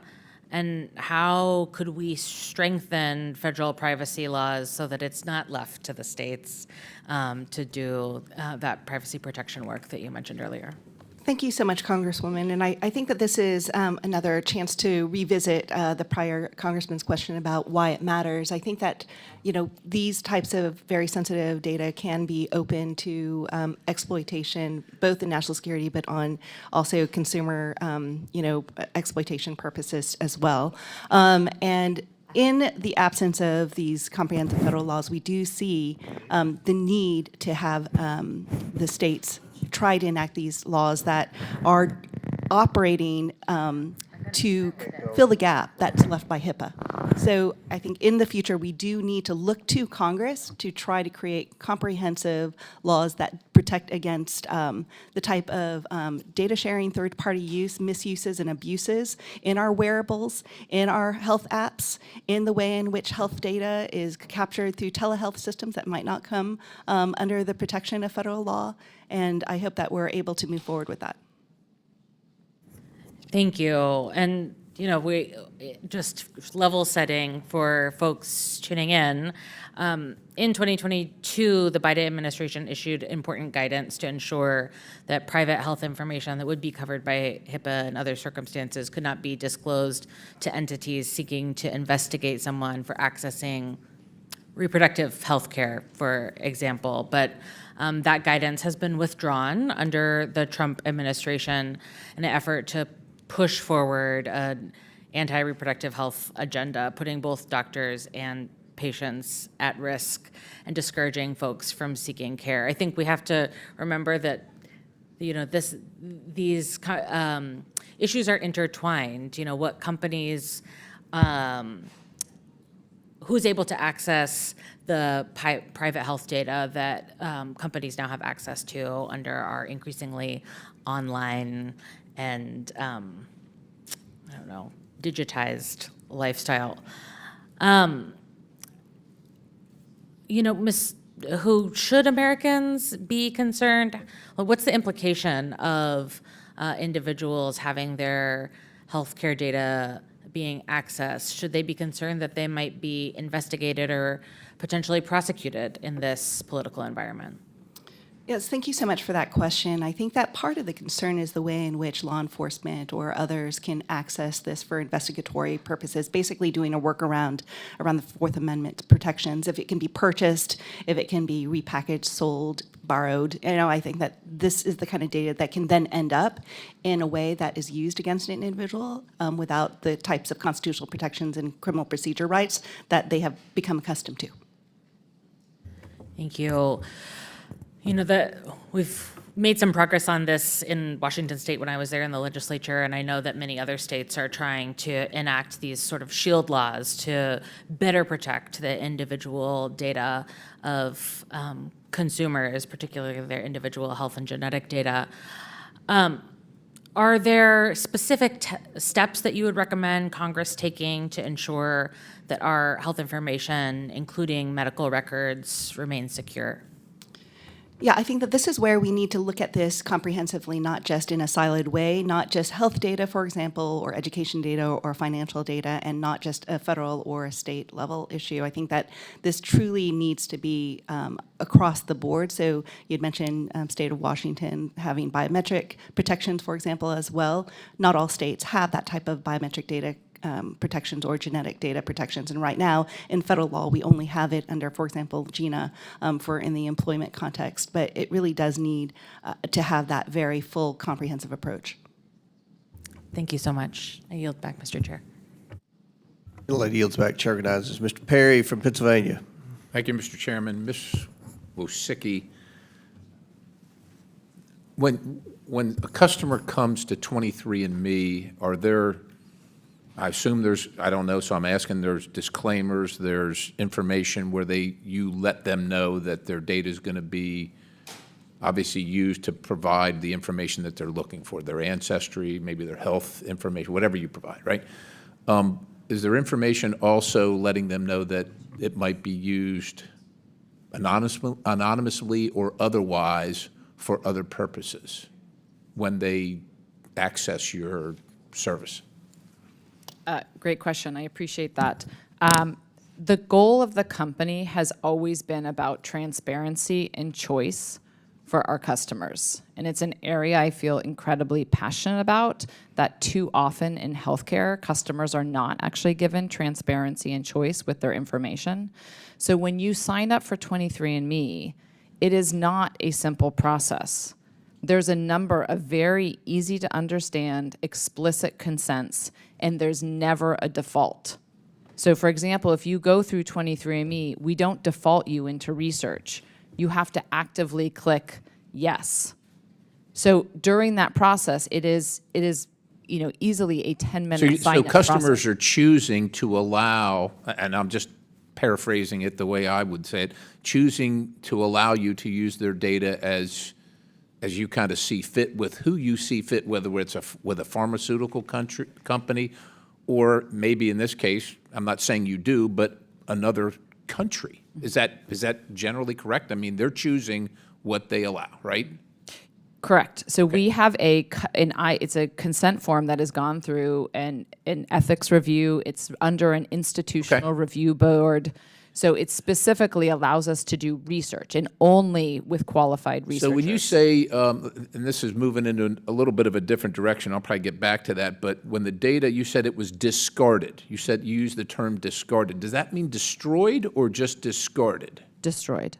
Destroyed. How is it destroyed? I'm not aware of the specifics around how it's destroyed. So it could be just thrown away. Look, I'm just asking that question because you can learn a lot by going through somebody's trash, right? And I'm not saying somebody did, but so in this context, as I read about you, bankruptcy doesn't necessarily mean the end of 23andMe. As a matter of fact, it seems like it means like it's going to continue under some other structure. Is that about right? It's not going away. It's just going to continue under some other, whether you buy it or whether Regeneron, 23andMe is not going, and the data is going to be around, it sounds like. Am I correct about that, or is that's the the goal? correct, hopeful outcome, yes. So is 23andMe precluded by law from selling all or some of the data or partnering with somebody that could do, are they precluded by law?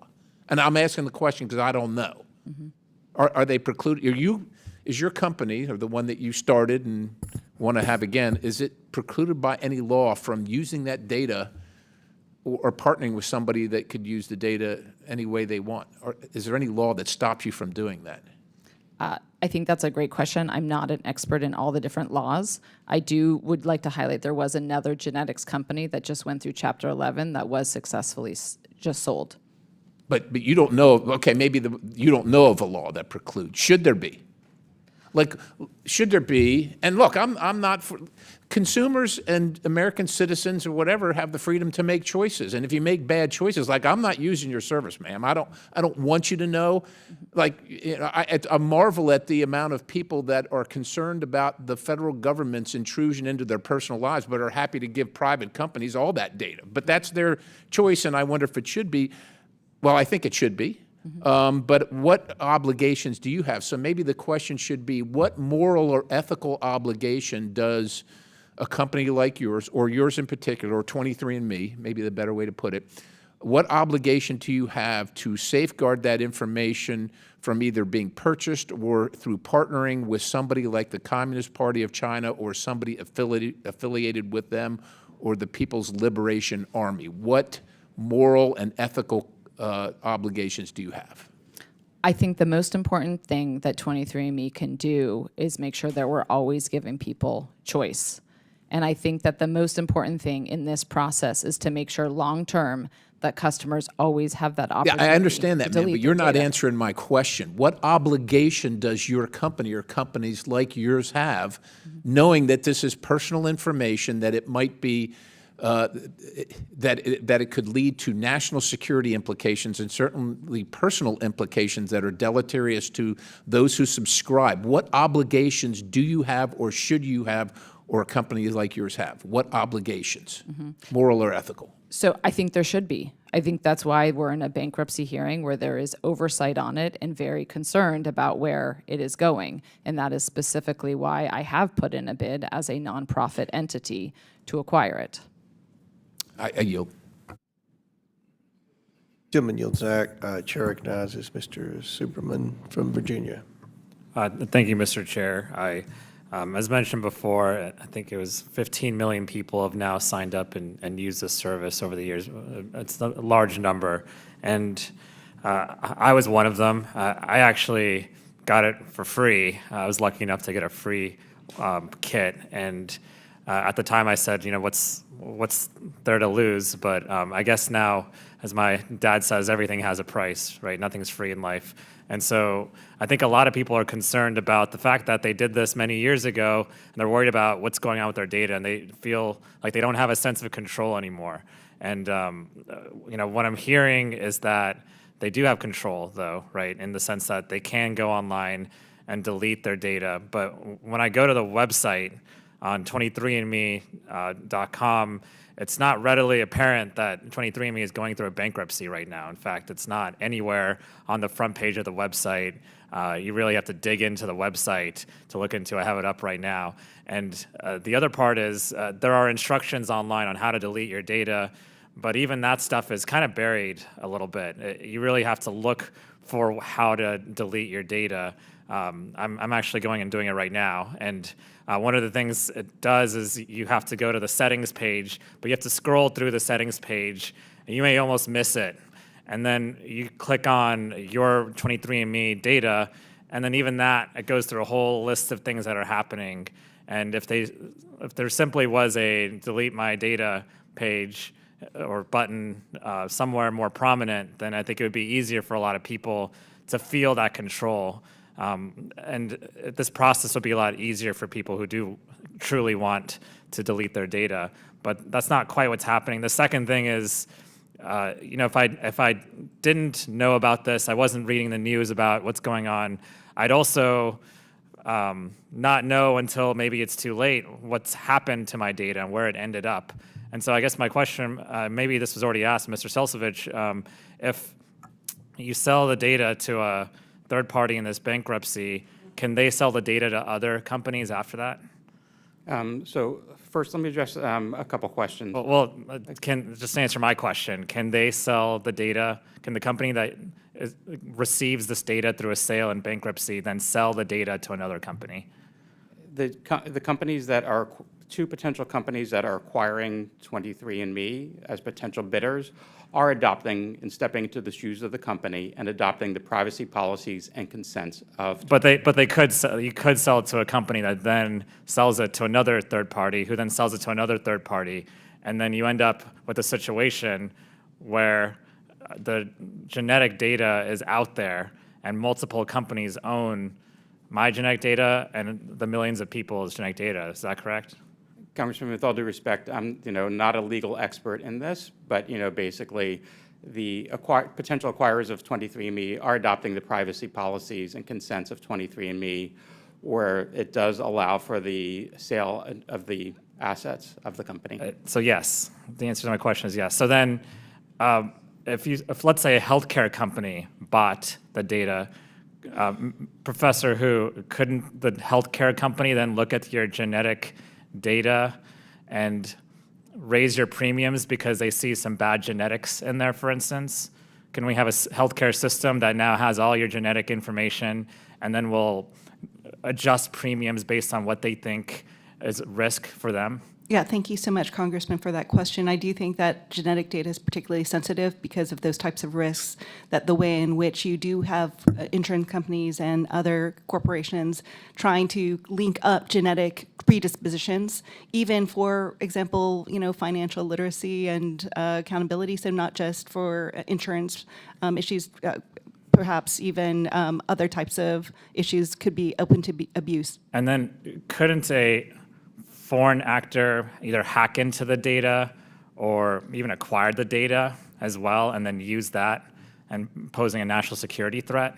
Yeah, absolutely. I think that part of what was deeply concerning, I understand about the issue of credential stuffing as the source of the cyber attack or the risk in the prior breach. But nonetheless, what we did see was a hacker named Golem post the DNA, particularly of the Chinese and Jewish ancestry on the dark web.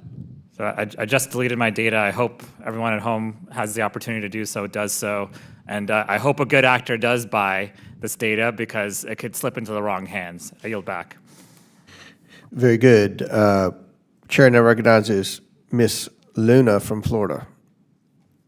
Hey, everyone. Thank you so much for coming in today.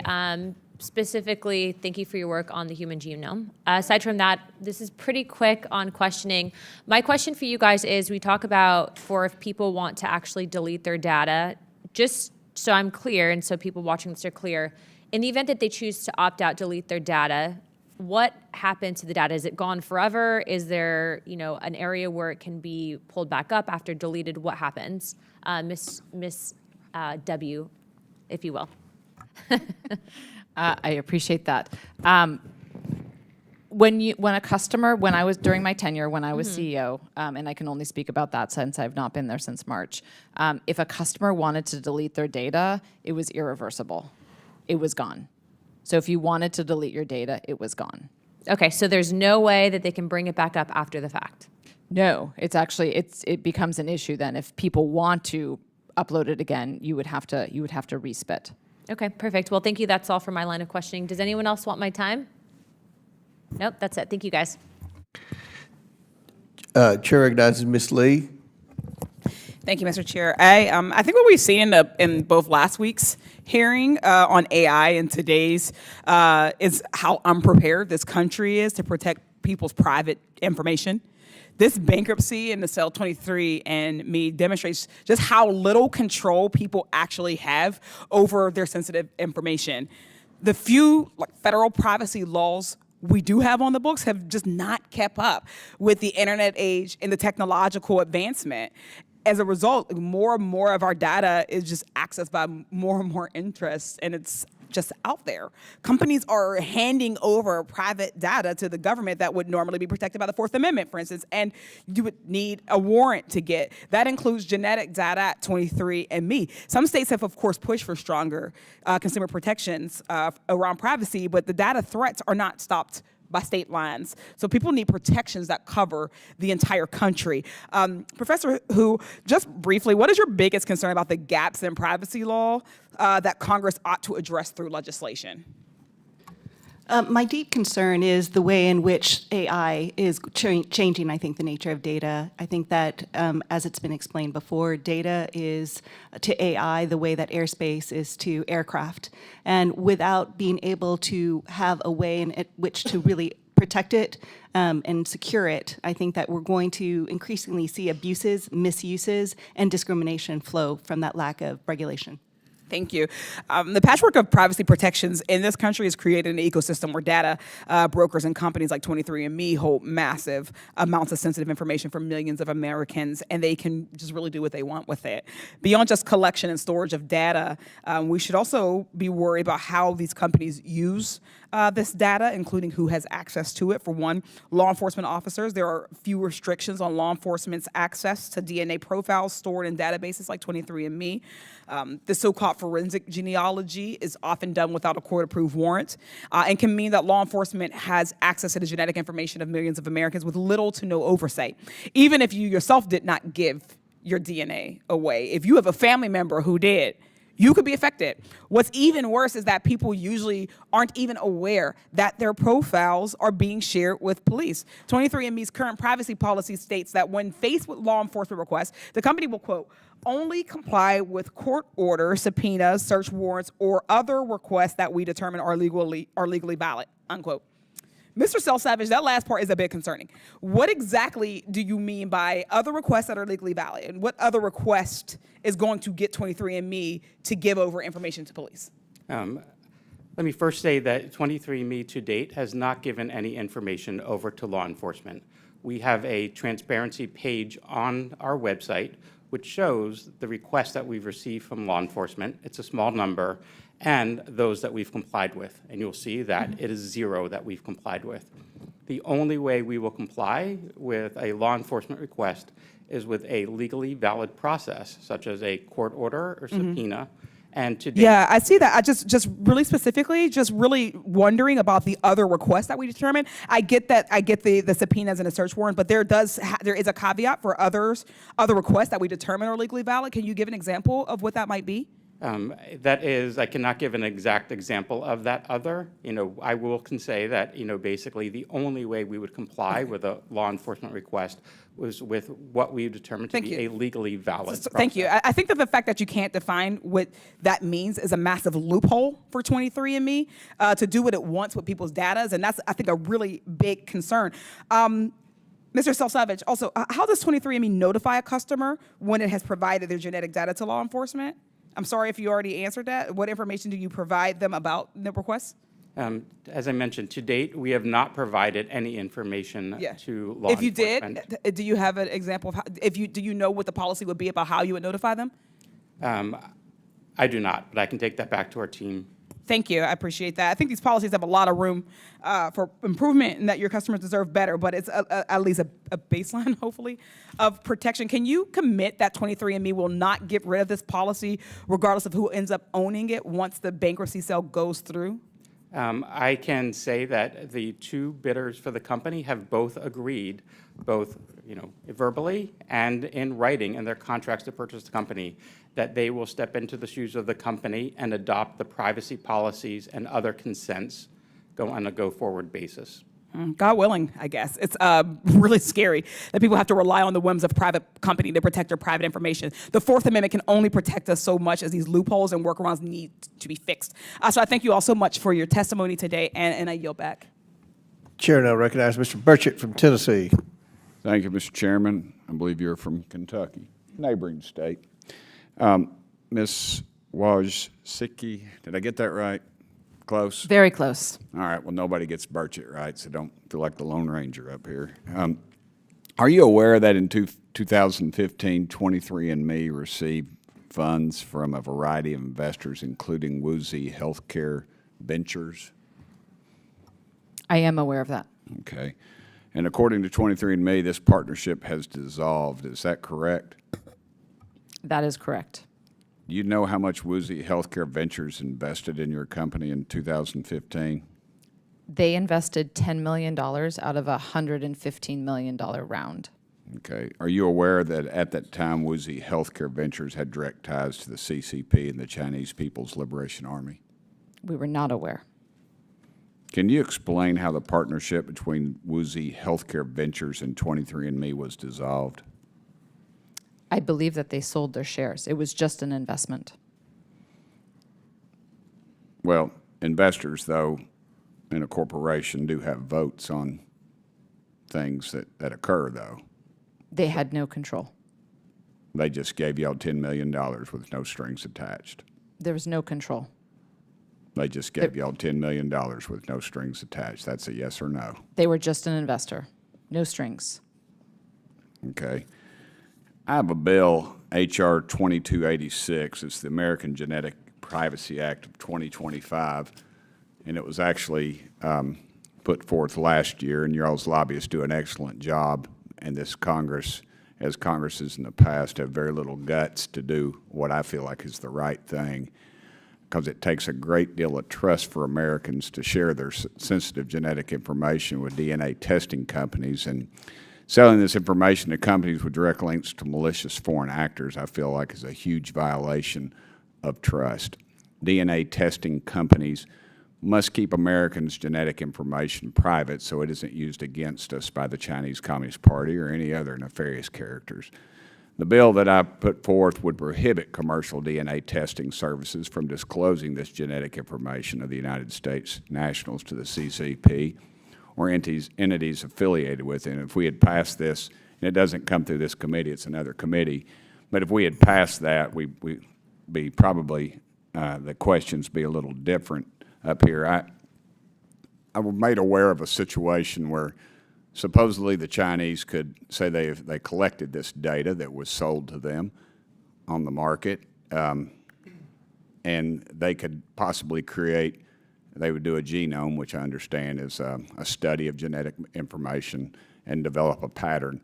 And they could possibly develop diseases or something, a bug along that line that could, say, stop American women at childbearing ages from bearing children. And this was discussed up here, yet we have not brought forth any legislation to stop that, and that was over a year ago under a previous administration. To me, that just shows the gutless nature of Congress and of us and our greed and the power of the K Street lobbyist. I would hope that this body and the media would bring attention to this problem. To me, this is a serious breach of, it's a serious breach of ethics, but our national security, and it should go past parties and pointing fingers. We just need to get some legislation filed, and we need to enforce it. It's worthless when we pass these worthless bills, these so-called studies, and then what happens is we get a good piece of legislation. You got a committee that goes forth with the legislation. You have a well-intended congressperson, yet a staff member their ear is the lobbyists have their ear, and they stop that legislation for whatever reason. They say, oh, we want you to do something, but we need to do a study. Well, folks, if you've ever seen the movie Raiders of the Lost Ark, where at the end there's a warehouse full of this stuff, of things that we're supposed to be looking at, that is what I believe these studies go to. Is there some worthless warehouse, and we go home and we tell everybody, look what we did, and we don't do a dadgum thing up here. We've got to get past the greed and the gutless nature of this thing. We need to take our dadgum country back, and both parties ought to be ashamed. Mr. Chairman, I yield back the remainder of my time. Gentleman yields back. Chair recognizes Ms. Tlaib from Michigan. Thank you, Chairman Comer. You know, Americans are rightfully worried. I know the professor knows and probably hears from a lot of folks about corporations and how our government is allowing them, like 23andMe and others, to use and sell deeply personal information, including medical and genetic data. Sometimes I want to tell my colleagues, and I'm glad to hear some of them speak up about this, because sometimes I feel like our country has gradually turned into a surveillance state where everything about who we are, what we do, is generating private profit and leave us without any privacy. Surveillance pricing in grocery stores, come on. The NSA spying on our private communications, insurance companies using discriminatory factors based on our private medical and genetic history. I don't know any American, Republican, Democrat, libertarian, independent, whatever the labels that they put on, wants to live like that. No one does.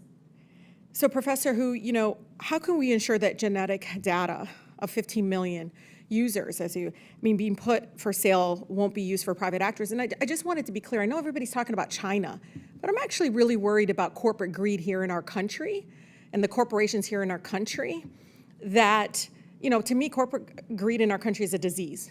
It is causing more death.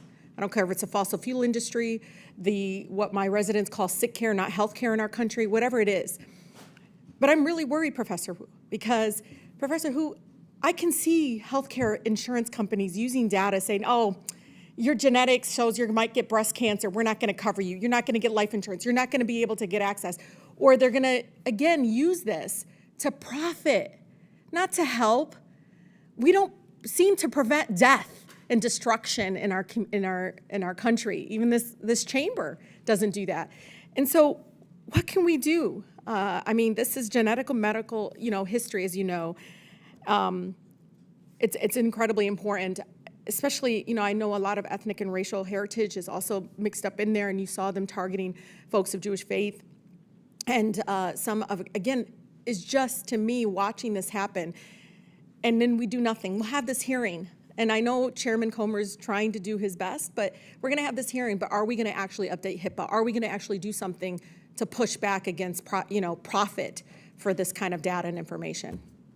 Thank you so much, Congressman, for that question. And I do think that this is a moment to assess first principles in our commitment to the Constitution, and to what extent does the increasing privatization and commodification of this data come into conflict with our core values, but not only just our constitutional values, our national security interests, and the way in which our national security interests are infused by these fundamental commitments to rights and liberty and freedom and expressive rights and privacy rights as anchoring how we see ourselves as a nation. So, your question about, what can we do to stop drifting into a surveillance state? I do think that one of the things that we need to make sure that we understand is that our ability, I believe, for us to remain dominant geopolitically is not about deregulation or devolution of the regulations around data privacy, cybersecurity, and AI, but leaning into them so that we can make sure that these systems unfold safely and securely, and other nations are now embracing these types of legal regimes, including China, and we are not. And I think that puts us at a great national security disadvantage. I agree. I think for many of our colleagues here, expressing on X your concern and everything about, again, privacy is important, but I think we need really comprehensive data that protects the Americans' private data.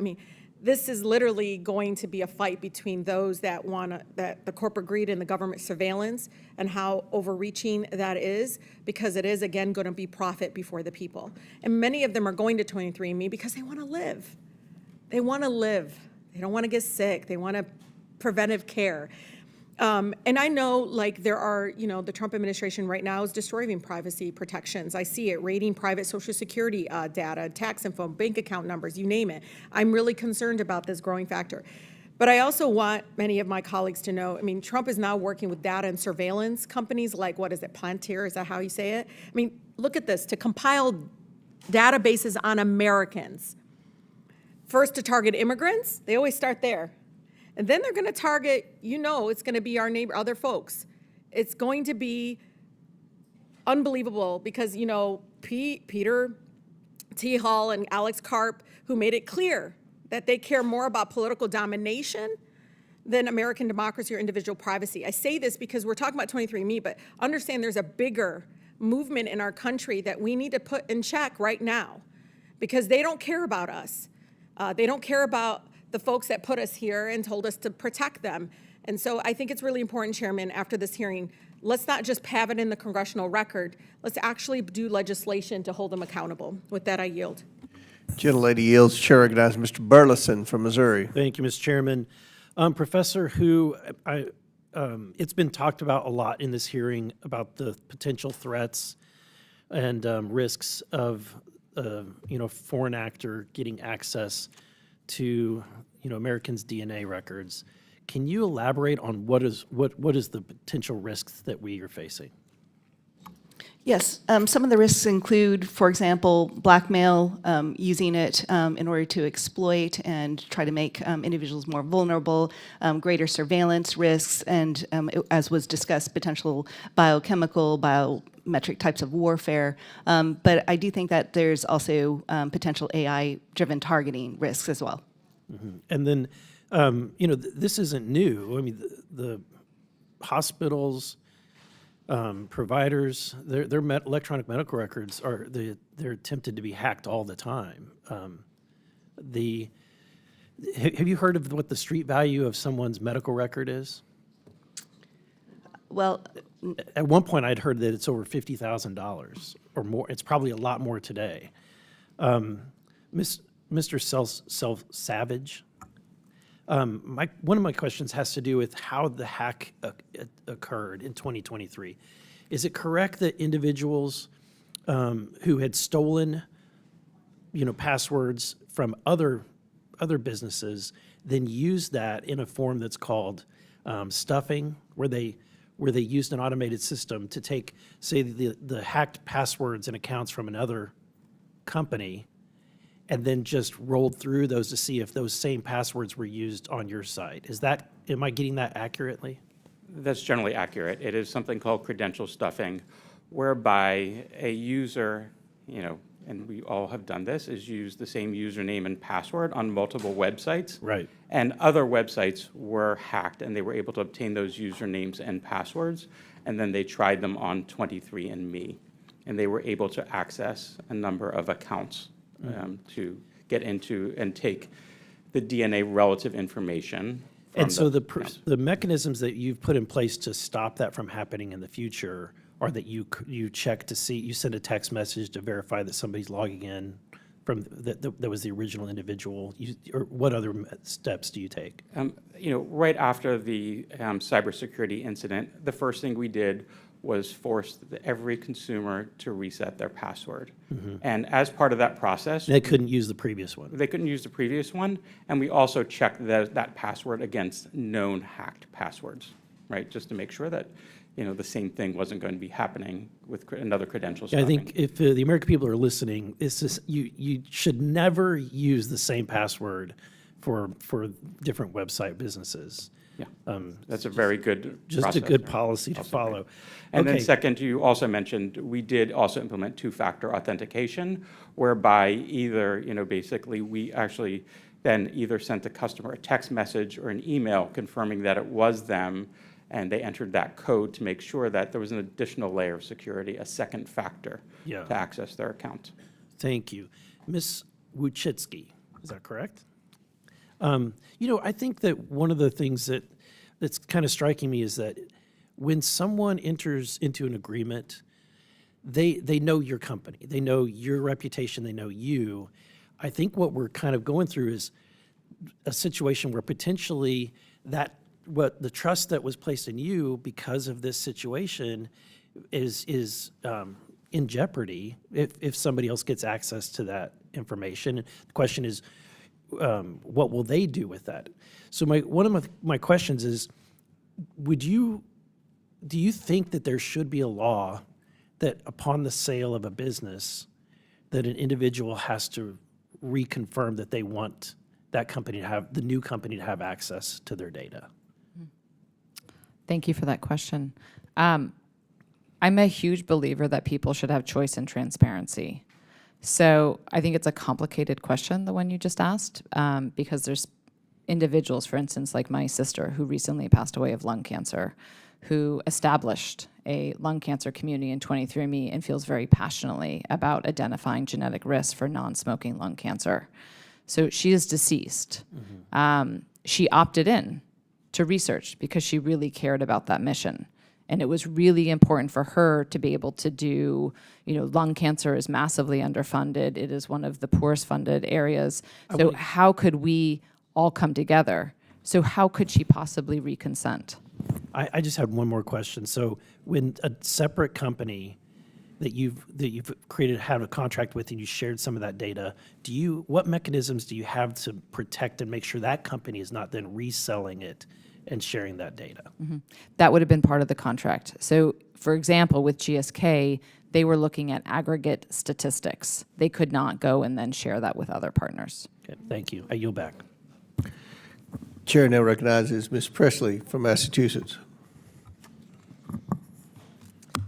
Ms. Wojcicki, you claimed that 23andMe is all about consumer empowerment, but most people ended up actually exploited, not knowing that they signed up to have their genetic data auctioned off to the highest bidder. We're not just talking about email addresses. We're talking about names, birth dates, genetic lineages, literal DNA. Data that implicates entire families, not just the person who gave the sample. Ms. Wojcicki, can genetic data, even if de-identified, be linked back to individuals? I appreciate that question.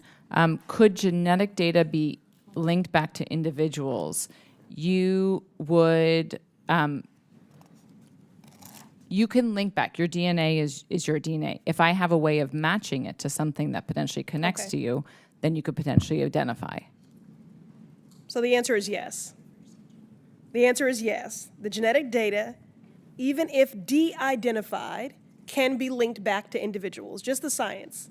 Well, no, DNA, if I had your sample, essentially if I know what your picture looks like and I see another picture, I can connect those. But just having your DNA alone, if I just went to the subway and I swabbed it and I looked at samples, I would not be able to identify who was there. Because I don't have much of it, and there's a lot of ground I need to cover here, and so I want a more direct question here. So I'm going to go to Ms. Hu.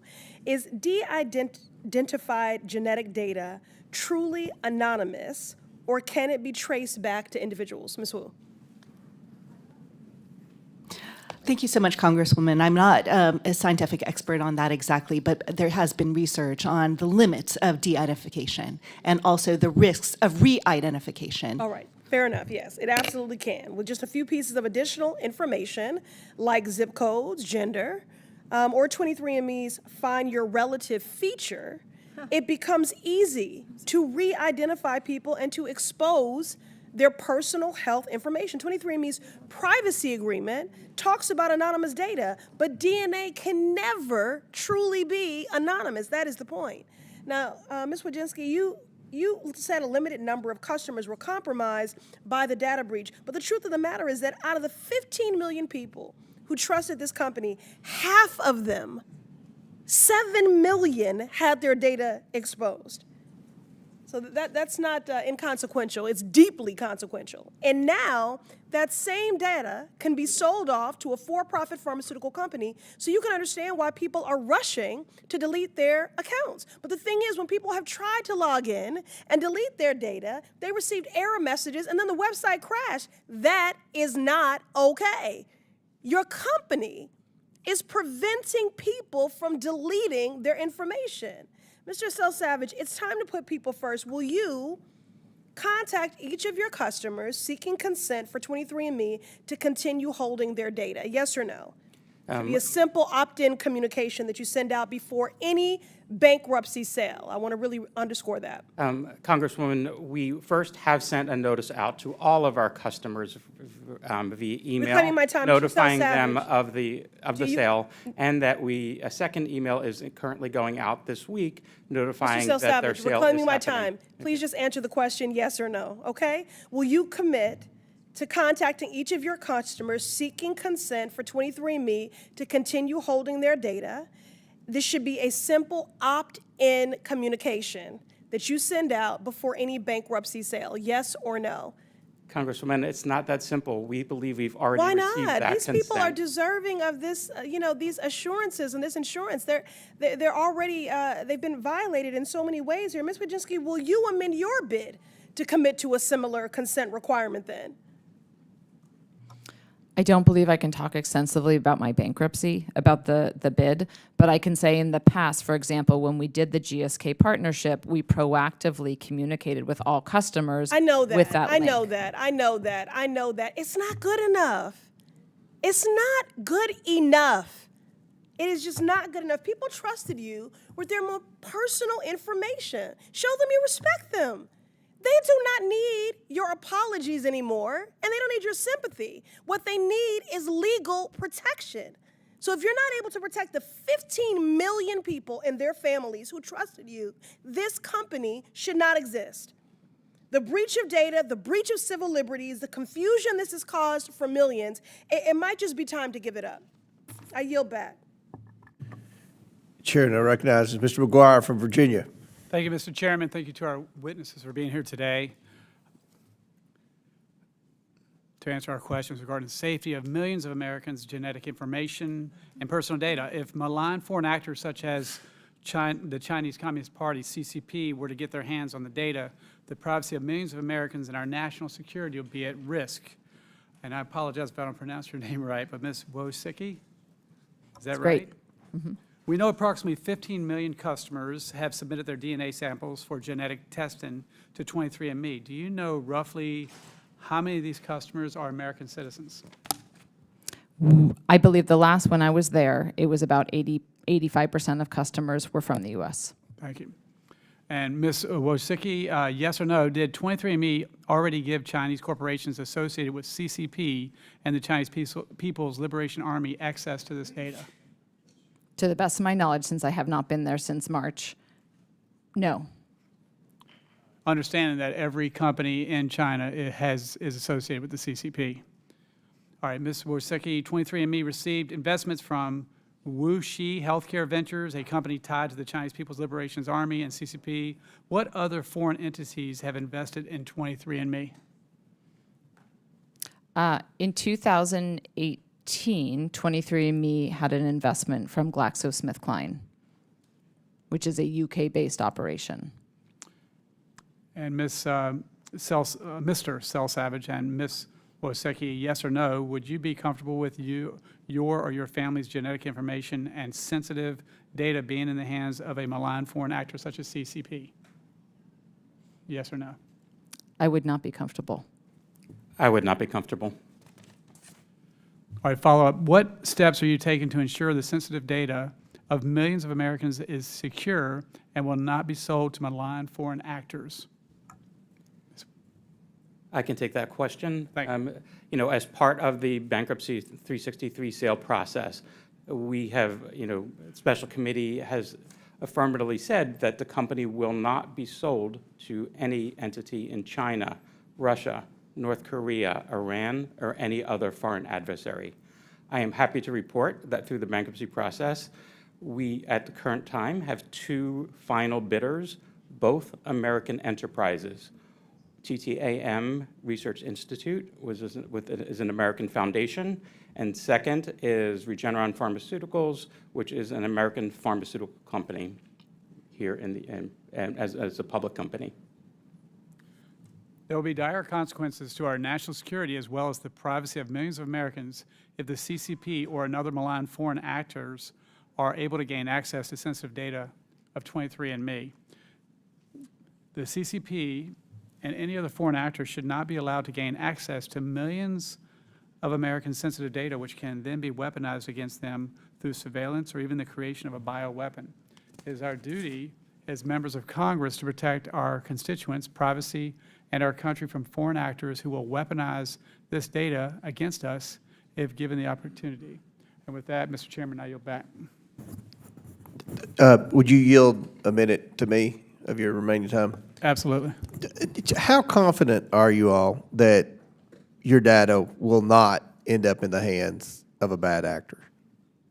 Are you very confident, somewhat confident, or you have no idea?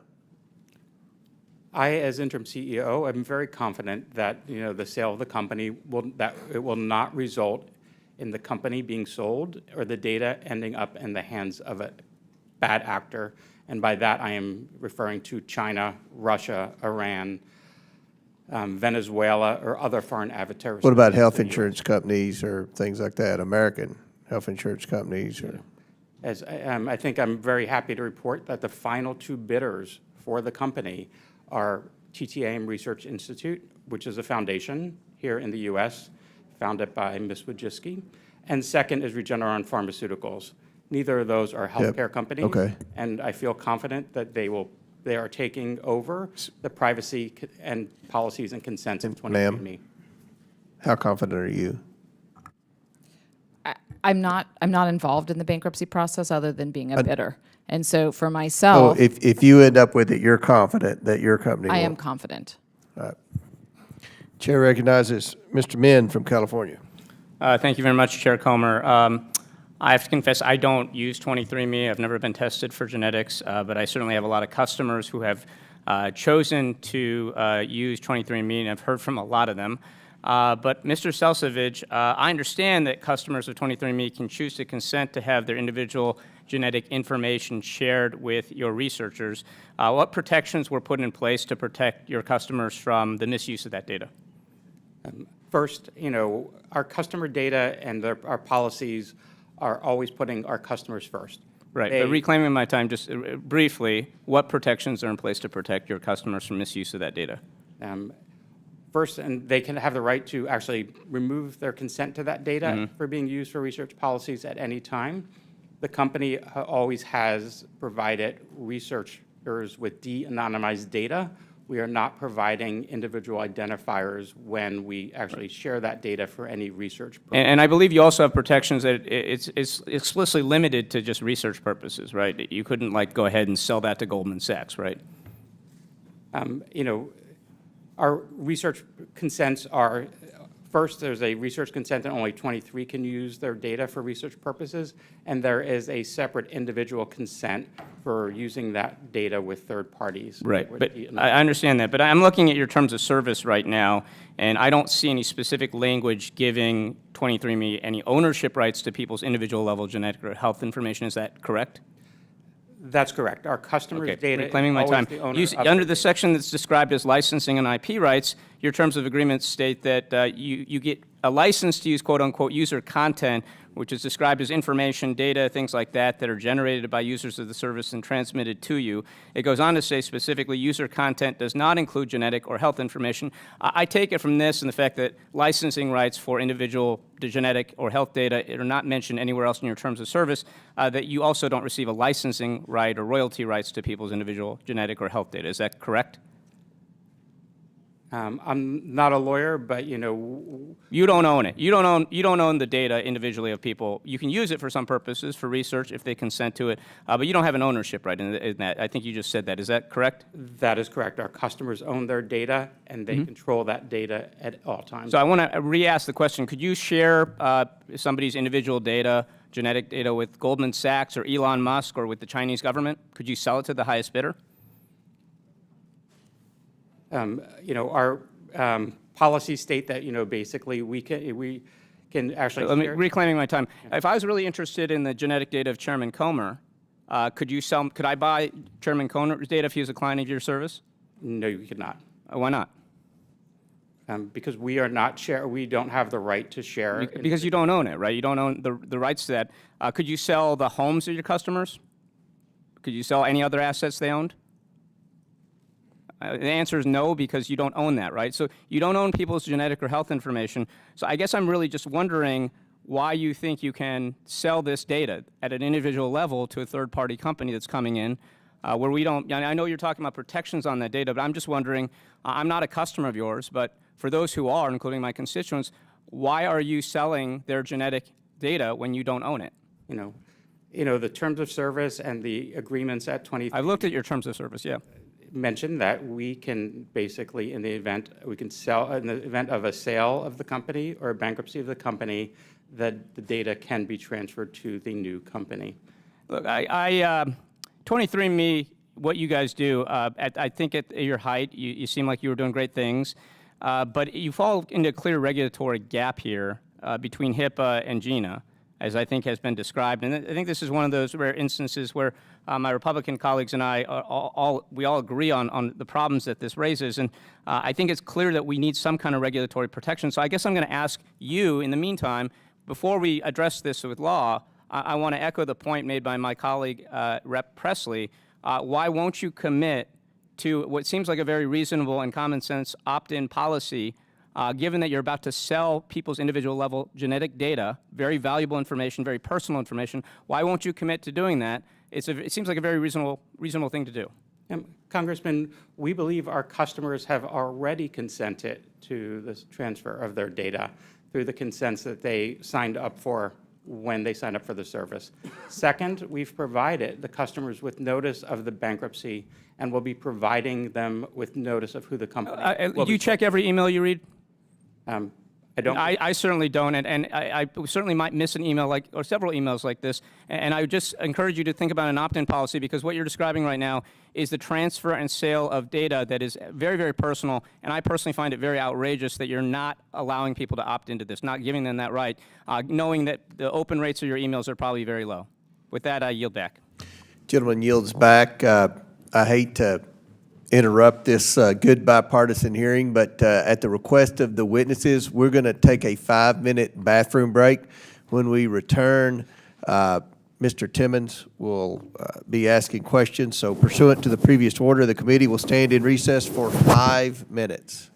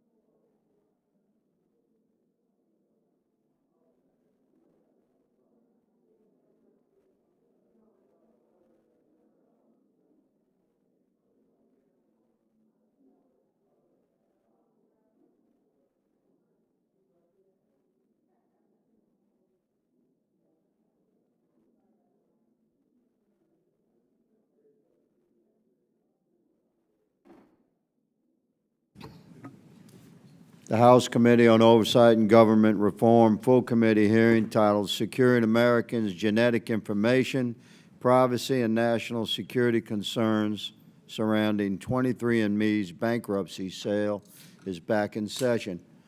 The chair recognizes Ms. Green of Georgia for 5 minutes for questioning. Thank you, Mr. Chairman. Ms. Wojcicki, sorry, apologize.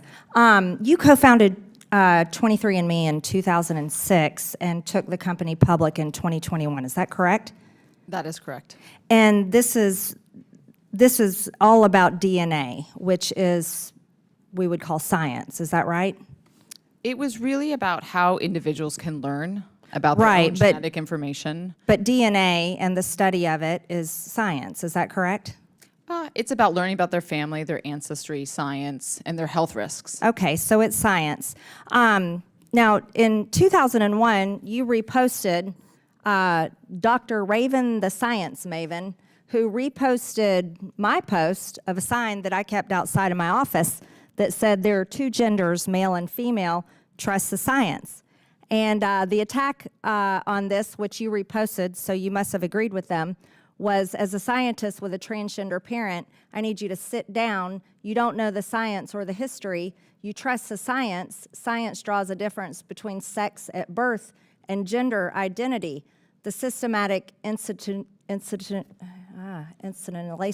of gender is a product of colonization. What does colonization have to do with gender? I haven't seen that in a long time. I don't actually. You reposted it, though, so you must have known something about it. Also, 23andMe, the company that you led at the time, or that you're still there and you're trying to buy, opponents of trans rights use the phrase, trust the science, to make false claims about sex and gender. We support what the science actually says. Accepting and affirming trans people has a positive impact on their health.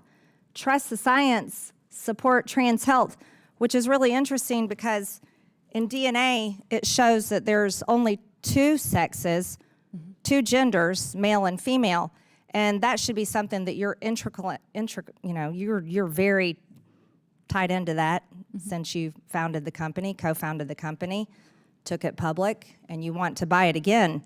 So it's baffling that 23andMe, a company that specializes in DNA and people's very personal information and how God has designed human beings, would support and continue to support the trans ideology that this is something that can be changed. Have you ever seen any DNA or know of DNA that a biological male can give birth to a baby? No. No. So this is something that we know cannot be changed. That's scientific. That's the design of our DNA. And I don't understand, and I think most people don't understand, why 23andMe would take such a hard left political position supporting trans rights. And here's what's the really weird part about it, is it says, this is one of the many reasons why we've been working to improve our products for trans and non-binary customers. I thought your product is helping people understand their DNA, linking themselves with family trees. So I can't comprehend what kind of product 23andMe could give to people who identify themselves in some other way. That doesn't make a lot of sense. Another thing that's hard to understand is, the beauty of DNA is it's the beautiful design. It's God's design down to the finest detail, a granular level of how we're made, but it also helps people link with their family trees.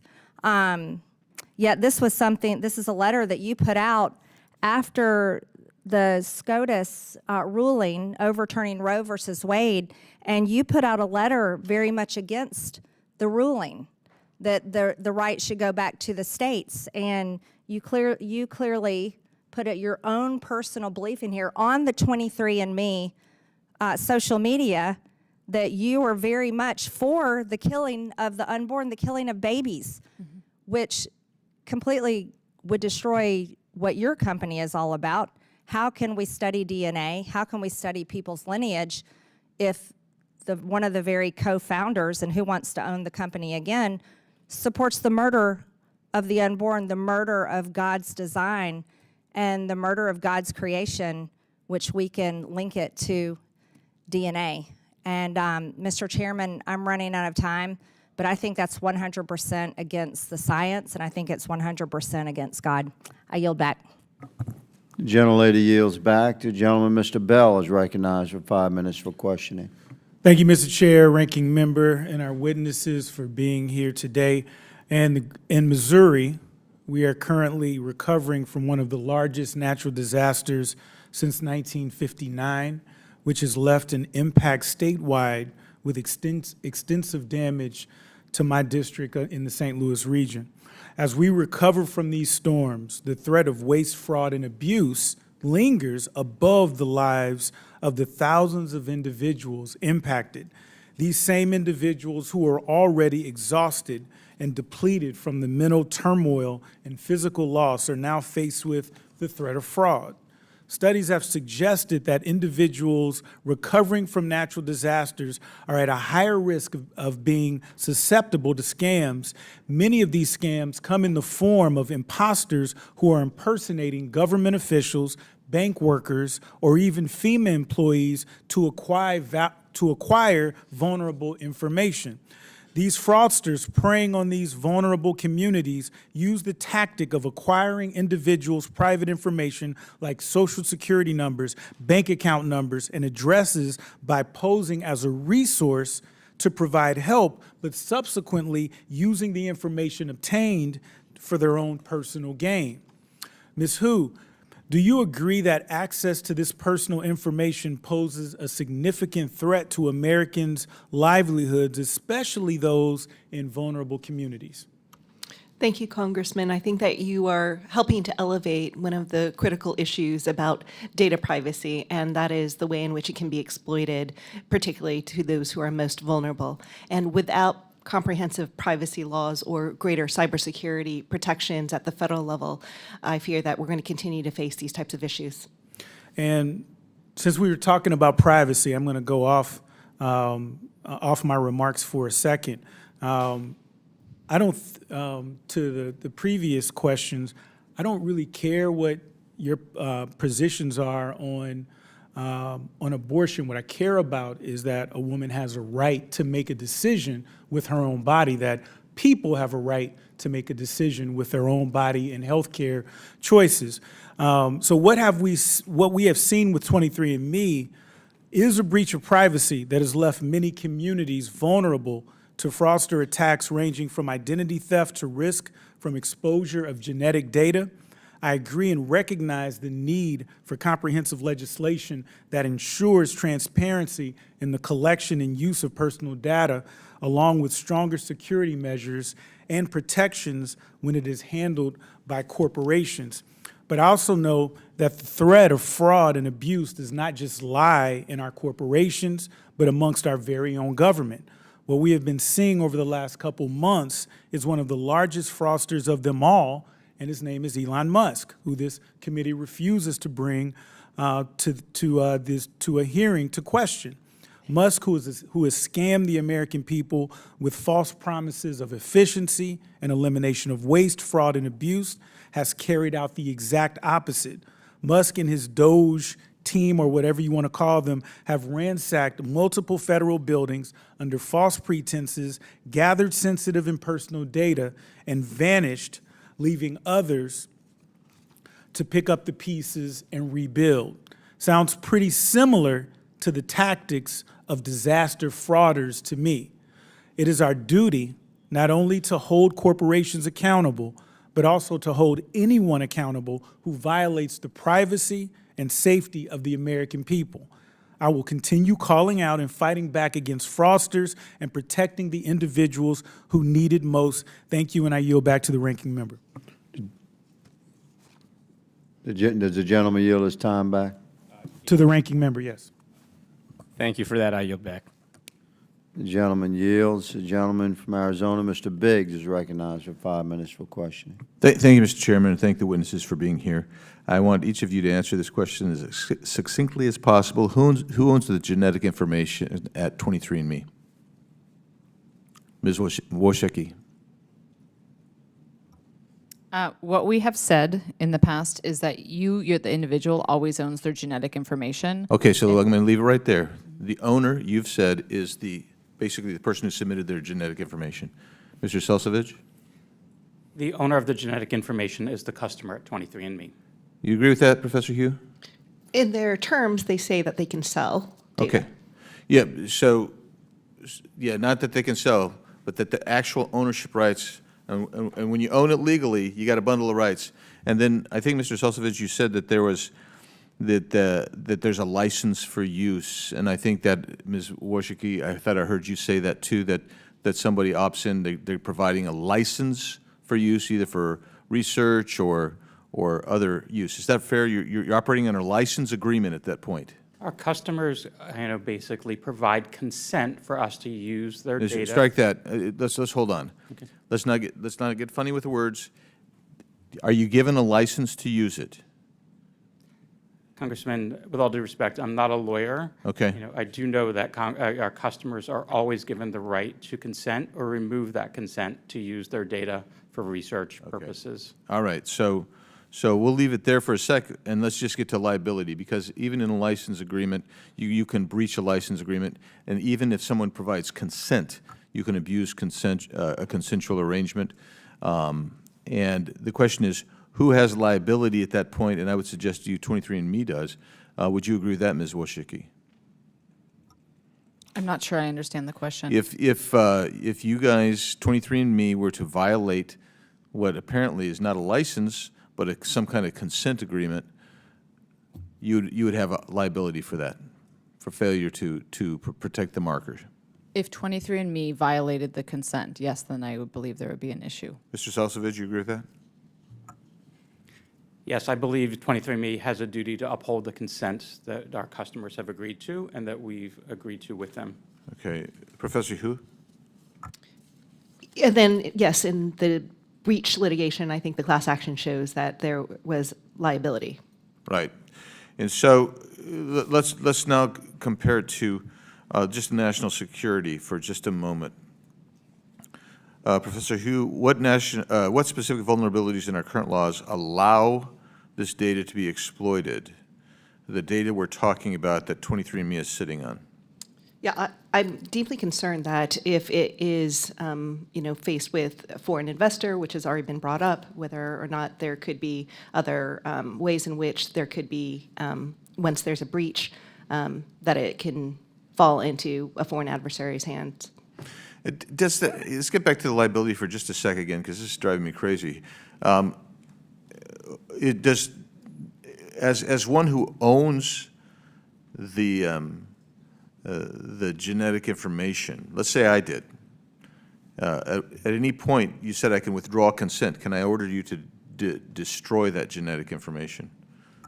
Yes, you can. Our customers always have the right of ownership. They can have complete control over their data. They can access it. They can edit so I'm it. talking about They can- specifically the sample as well as the data. Yes, they And can you agree with request that? a deletion of their data, which we will, and we would delete that data, and they can request, and at the same time, if we had a saliva sample, which they agreed to have biobanks, we would destroy that as well.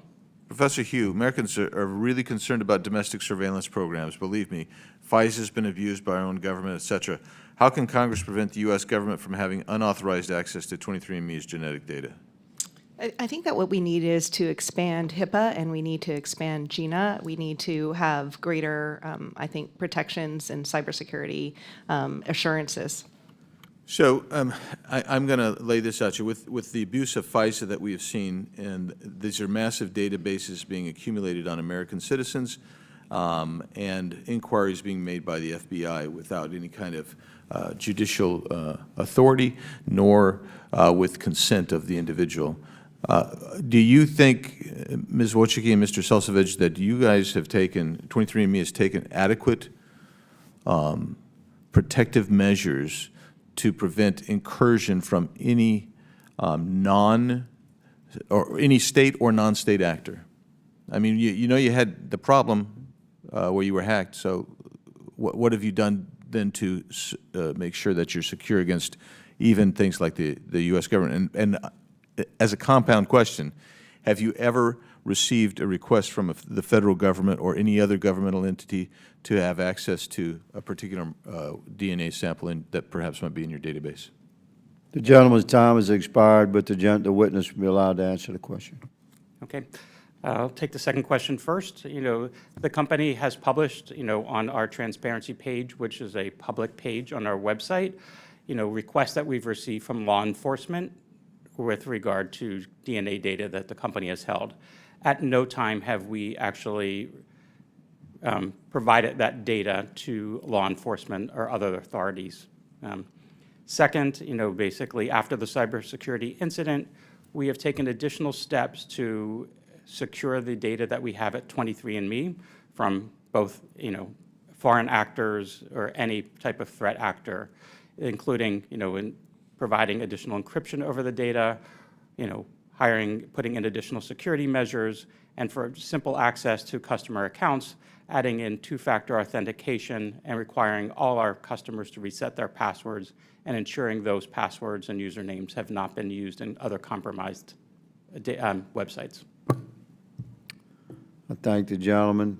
Mr. Timmons from South Carolina is recognized for 5 minutes for questioning. Thank you, Mr. Chairman. I want to focus on the potential of your data being used for bioweapons. You have the second largest collection of DNA behind Ancestry DNA, is that correct? That is correct. So the internet says 25 million is what Ancestry DNA has. You're at, what, 14, 15 million? That is correct.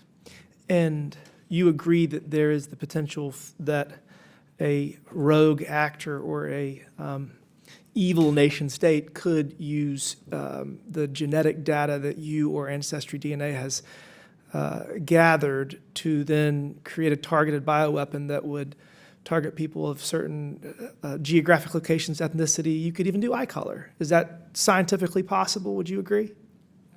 You're not a scientist, but Congressman, I'm not a scientist, but I understand. Well, the research is abound for really the last 2 decades. It shows that should a nation state or a well-funded rogue actor be willing to engage in such atrocities, they could do that. And realistically, in order for that to be effective, they would need a very large amount of data from all over the planet. As you consider how this bankruptcy is going to be resolved, is that front of mind, or are you going to make sure that the vast amount of data that you have is not going to fall into the hands of a evil actor? Is that fair? That is fair. First, let me say that as part of the bankruptcy process, the Special Committee of 23andMe has committed to ensuring that under no circumstances will we sell this data to any foreign adversary, including any enterprise or controlled by China, Russia, Iran, Venezuela, North Korea, or any foreign adversaries to the United States. Second, you know, we have 2 final bidders in the auction process for 23andMe. Both of those, TTAM Research Institute and Regeneron, are American enterprises. Regeneron, an American pharmaceutical company, it's a public company with $55 billion in market cap. Thank you for that. That's helpful. Before I go to Ms. Wojcicki, I want to point out that while every individual technically owns their data that you have, it is comical to think that that ownership is real, because the likelihood of even 1% of the individuals who have used your service asking you to delete their data is virtually 0. So, I mean, while we all agree that, I actually did 23andMe. So, I mean, while I do own my data and I could probably log in and try to figure out how to delete it, I'm not going to do that. And nobody else that has used your business is going to. Ms. Wojcicki, when you were CEO, did you or your board ever consider the national security implications of selling, licensing, or sharing genetic data with research institutions abroad, including those in China? We talked about things like that extensively. And did any foreign actor attempt to purchase any data or for research purposes or other? No. So Wuxi Healthcare Ventures was an investor. They have direct ties to the CCP and the PLA. Is that, I mean, they were just, we'll give you money, but we want to hear about what you're doing, but we don't need anything from that. Is that fair? It was $150 million that we raised in that round. They were a $10 million investor. They had no board seat, no access. And your investors have no information. access to any information? No access to information. But they get, I would imagine, investor updates that shows progress? I don't have access to my records. I don't believe that they were a large enough Is it investor fair to get say it. that Ancestry DNA has continued to be successful versus 23andMe, largely because they stayed focused on giving customers their ancestry history, as opposed to 23andMe was kind of trying to engage in secondary lines of effort, genetic testing to kind of help people understand potential health issues they could have? Is that where things might have gone wrong, or? Ancestry.com actually has a very expensive monthly subscription to be able to look at old historical records, versus 23andMe has really been about the acceleration of knowledge around human genetics for the benefit of all of us to be healthier. So they were successful where y'all have clearly failed because they just stayed true to the main business model and y'all expanded? Is that fair? I would say our mission since the beginning was to help people access, understand, and benefit from the human genome. And that benefit has always been about the benefit of human health and that understanding. So the two companies are incredibly different. Okay, thank you, Mr. Chairman. I'm out of time. I yield back. Gentleman yields back. The gentleman from Texas, Mr. Sessions, is recognized. I stand corrected. Mr. Frost is recognized for 5 minutes for questioning. Thank you, Mr. Chair. The federal government must play a bigger role in protecting our personal data, not just from criminals or foreign adversaries, but from law-abiding American companies as well. 23andMe holds the genetic information of more than 15 million people and is one of the largest collections of human DNA in the entire world. They've complied with our very basic laws by not sharing data with insurance companies or law enforcement unless legally required, and providing some terms of service disclosures up front. But that's not enough. Printed here in the terms of service and U.S. privacy policies that users review before opting in, it's about 20 pages. Buried in the privacy policy are the lines, quote, "If we are involved in a bankruptcy, your personal information may be accessed, sold, or transferred, as a part of that transaction," end quote. Mr. Selsavage, is that how you say it? That's correct. Do you know approximately how many people read online terms of service that they agree to? I don't, but you know, one thing we do. It's about 10%, less than 10%. Less than 10% of people will read the online terms of services that they agree to, according to the Pew Research Service. 23andMe customers are now panicking. Simple notice is not going to be enough. Professor Hu, why does our personal genetic information hold so much value in the open market? Thank you for that question, Congressman. I think that it is highly incentivized by the black market because of the way in which it can be exploited and the way that it can be used, especially in our AI age. I think that increasingly there is great value in that type of personal data that can then serve multiple purposes. Why should consumers or people not want their information just available for purchase by the highest bidder? Well, I think especially in this instance, it's so critical for us to look at the way in which we do not have a comprehensive system of protection. We have a very siloed system in the United States where we look at all of this individually within its field. But really the impact is integrated, and especially with AI technologies, we're going to see an increasing integration. Yeah. No, you're 100% right. I mean, Congress has failed to deal with this for a long time. How could 23andMe's bankruptcy proceedings lead to the release of people's private genetic information? Well, I have multiple concerns about whether or not in the time of bankruptcy, whether the cybersecurity and the data protection protocols will be foremost. And I completely understand the commitments that have been made in the past, and they have been known as a very strong company in their data privacy and cybersecurity protections. But it's a time of chaos when you're in financial duress, and when you are now transferring potentially the company to others, even if there's promises up front that you will carry over those prior commitments, it's really uncertain, and I think that that's why people are panicking.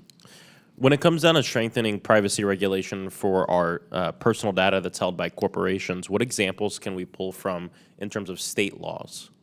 Well, there are several states now that have very strong data privacy protections, and there are also states that are now leading the way in genetic privacy and biometric information privacy. And I think that if Congress were to help to understand how best to bring further protections, strengthening GINA, strengthening HIPAA, then I think that we could get much farther.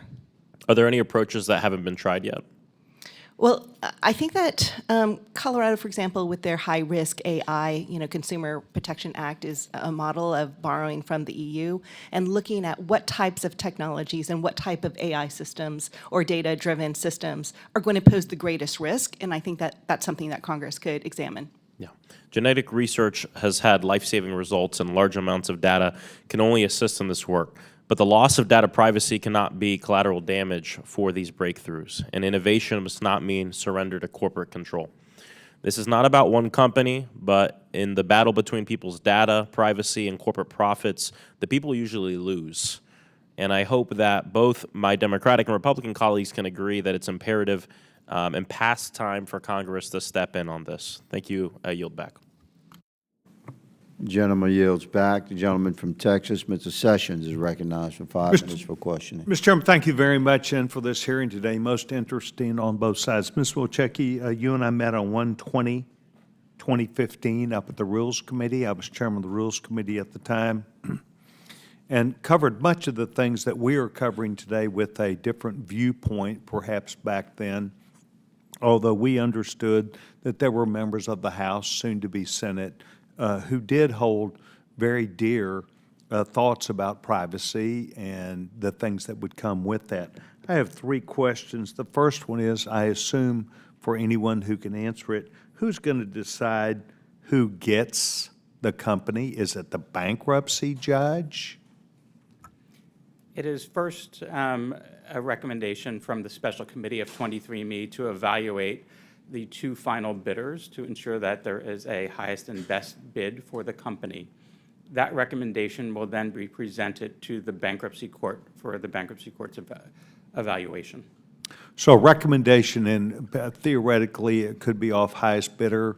Is the bankruptcy judge then going to determine the remaining value of what happens in that disposition of the bankruptcy amount?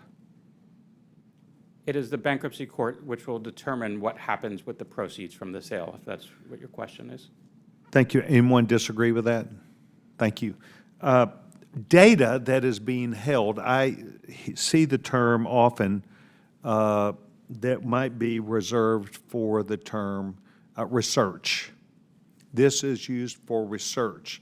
Is there a corresponding value where a person, 23andMe, would ping back a person if they discovered that all of a sudden something appeared in the marketplace that would correspond to some DNA markers that then 23andMe recognized, hey, we have a trial, we have an answer, we have data and information, could we get you to take part in a trial? Is there a moving back from 23andMe to a person that was whose data you had?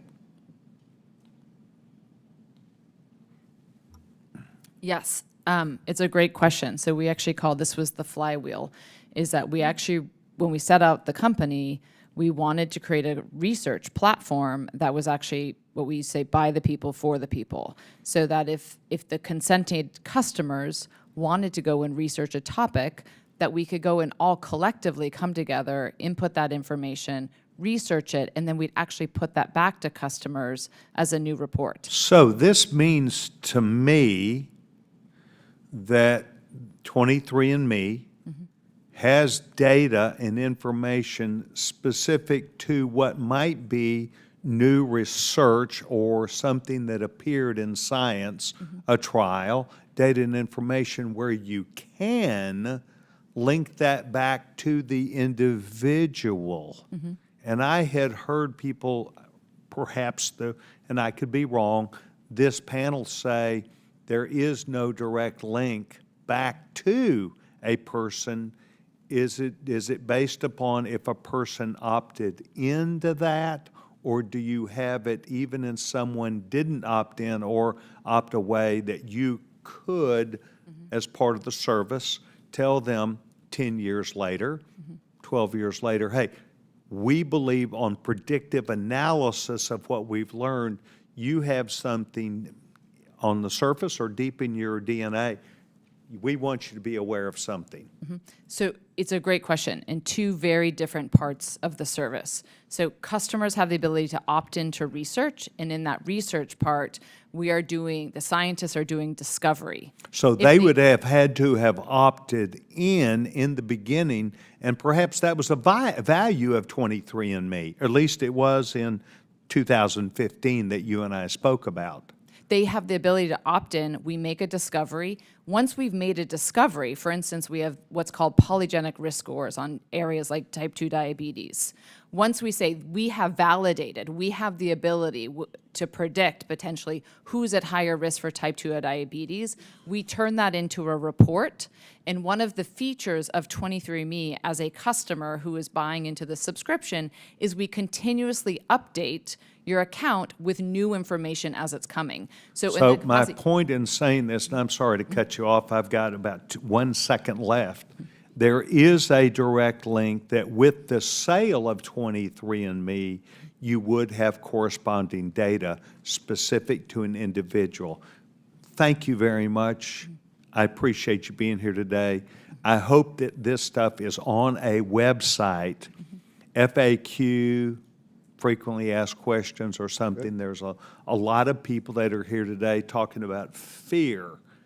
I think fear is a very negative way to look at things. I think education is. So I hope you're able to make sure if you need to update it, that you're looking at that and appropriately answering questions perhaps that members had today.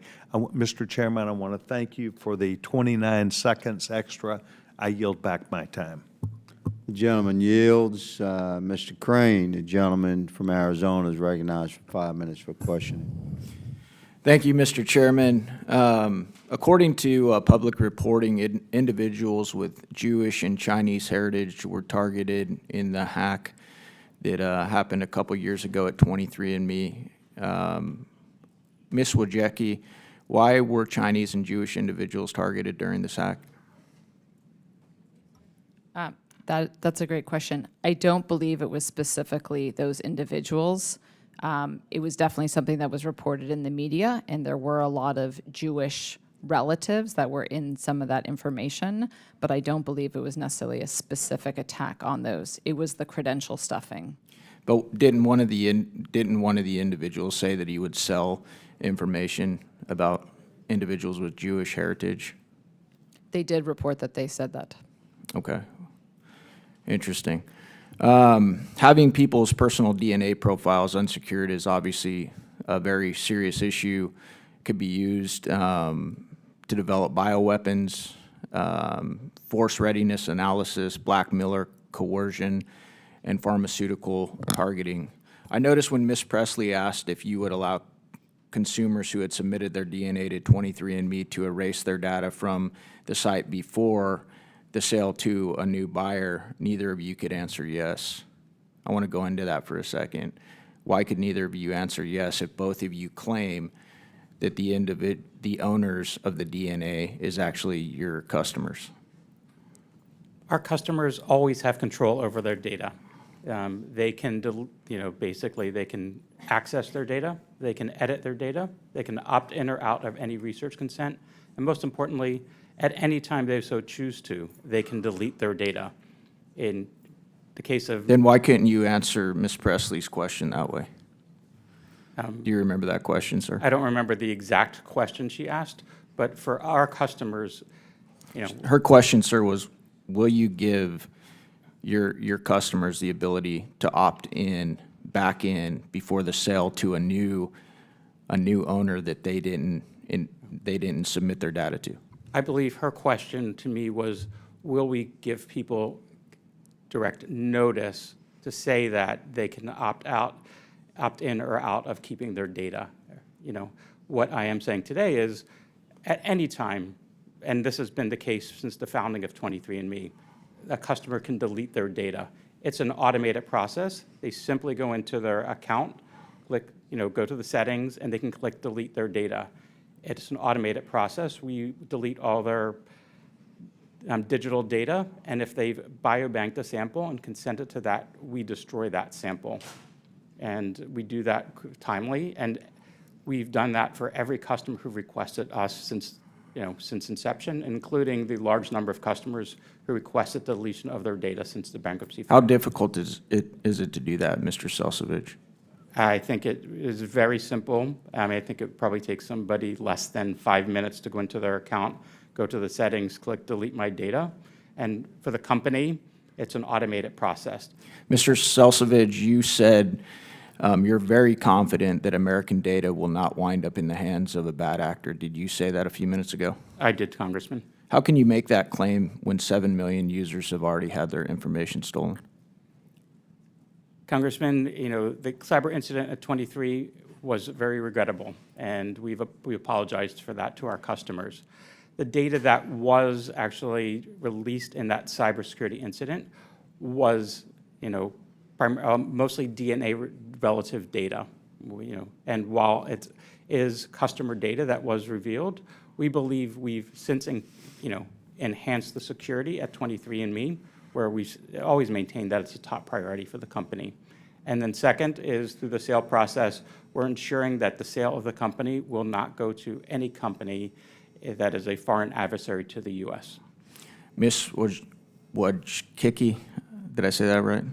Wojcicki. Wojcicki, Yeah, great. sorry. You said the same thing, that you were very confident that data would not wind up in the hands of a bad actor. I mean, you've been in this space for a long time. You know hacks happen every single day. You know that many nation states that are adversarial to the United States of America have very robust cybersecurity operations. How can you be confident when 7 million of your customers have already had their data stolen? Just to reiterate, I'm not part of the bankruptcy process other than the fact that I'm an active bidder. During my time at the company, we did very proactive steps. For instance, like I mentioned, keeping the genetic information separate from all the identifiable information. So we tried to create a structure where even if there was some kind of breach, that you would not be able to reconnect those and identify back to the individuals and who they were. So in the cyber incident, it was, as Mr. Selsavage was saying, a lot of it was DNA relatives' names and small amounts of information. So it was mostly those names. Okay. Thank you, Mr. Chairman. I yield back. The gentleman yields. I recognize myself for 5 minutes for questioning. I think it's important to note, and as America observes, it's fascinating hearing that digital data is not secure. You have reports of, according to my research, about 27% of Fortune 500 companies have had major data breaches. These are the wealthiest companies, the most advanced security systems. Data breach statistics show a significant increase in both the number of breaches and the number of records exposed within those breaches. For example, in the United States, the number of data breaches increased from 447 in 2012 to over 3,200 in 2023. In 2023, 353 million individuals were impacted by data compromises. And globally, data breaches exposed over 818 million data sets in the first quarter of 2024. So it's intellectually unsound to discuss digital data as if it was secure. And therein lies the problem, because Ms. Wojcicki, 23andMe, congratulations on the success of the company. I'm a Republican. I support free enterprise. I'm glad you had a good run, but let's talk about the issue right now. Because 23andMe began with a DNA swab, and that swab was sent in to a laboratory, I presume, 23andMe, and that laboratory analyzed that physical data and created a digital file. Is that correct?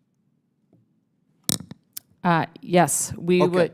We're moving quickly. I'm just summarizing here for the American people. You send in a swab, it's physical DNA. That's received by a laboratory and transitioned to a digital file.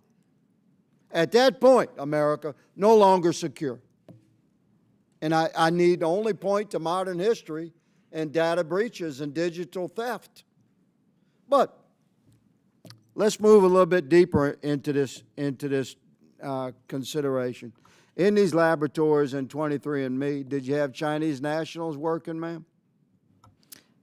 So 23andMe contracted with LabCorp? Yeah, did So you have Chinese nationals working in laboratories that were processing the DNA physical data and transitioning that data to digital files? So LabCorp is a public company. It's one of the largest lab testing. Yes or no? Whatever. I didn't control their hiring. Would you believe me when I tell you the answer is yes?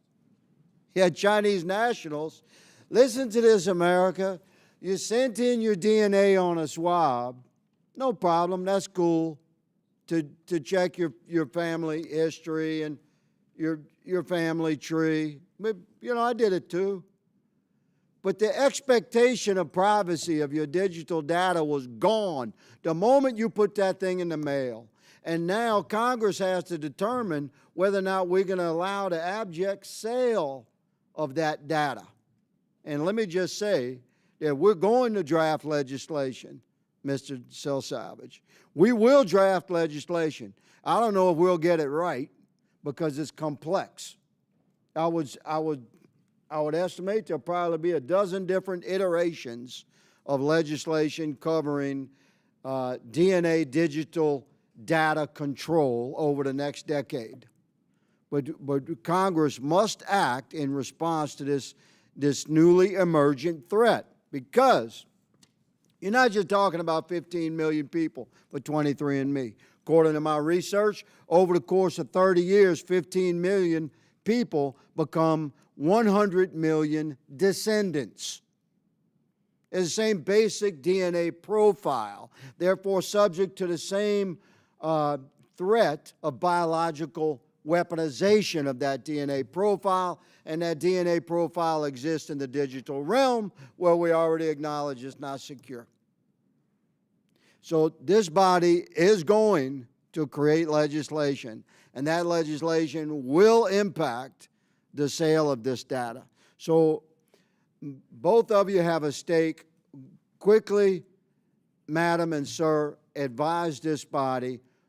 Will you be available for consultation to this committee as we work through what legislation will look like? I would be honored to help and participate however I can to help make sure that genetic. However you can. Thank you, ma'am. Good, sir? And likewise, I'd be happy to help. in any Professor way I Hu, can. we're going to need you. Will you be available? Absolutely. Thank you. My time has expired. The chair recognizes Mr. Gill for 5 minutes for questioning. Thank you, I Mr. stand corrected, Mr. Gill. I apologize. Ms. Crockett has arrived. Ms. Crockett is recognized for 5 minutes for questioning. I apologize, Mr. Gill. Thank you so much, Mr. Chair. Despite the messy breakup we all saw unfold last week between the world's richest billionaire and the world's pettiest billionaire, we cannot forget the damage Elon Musk and President Trump have done together to our government, national security, and Americans' privacy. Republicans are holding this hearing acting like they care about protecting your privacy, pretending like their president isn't out there trashing privacy and cybersecurity laws to build profiles of Americans' sensitive information that could give him unparalleled power to control what we say and what we do. That's right, whistleblowers have told the committee that DOJ is carrying around, quote, backpacks full of laptops to combine protected data from different agencies, and that DOJ is not notifying Americans that their data is being moved around, even though they're required to do so by federal law. Professor Hu, why do federal laws like the Privacy Act and the Federal Information Security Management Act place safeguards around how the federal government handles and uses Americans' data?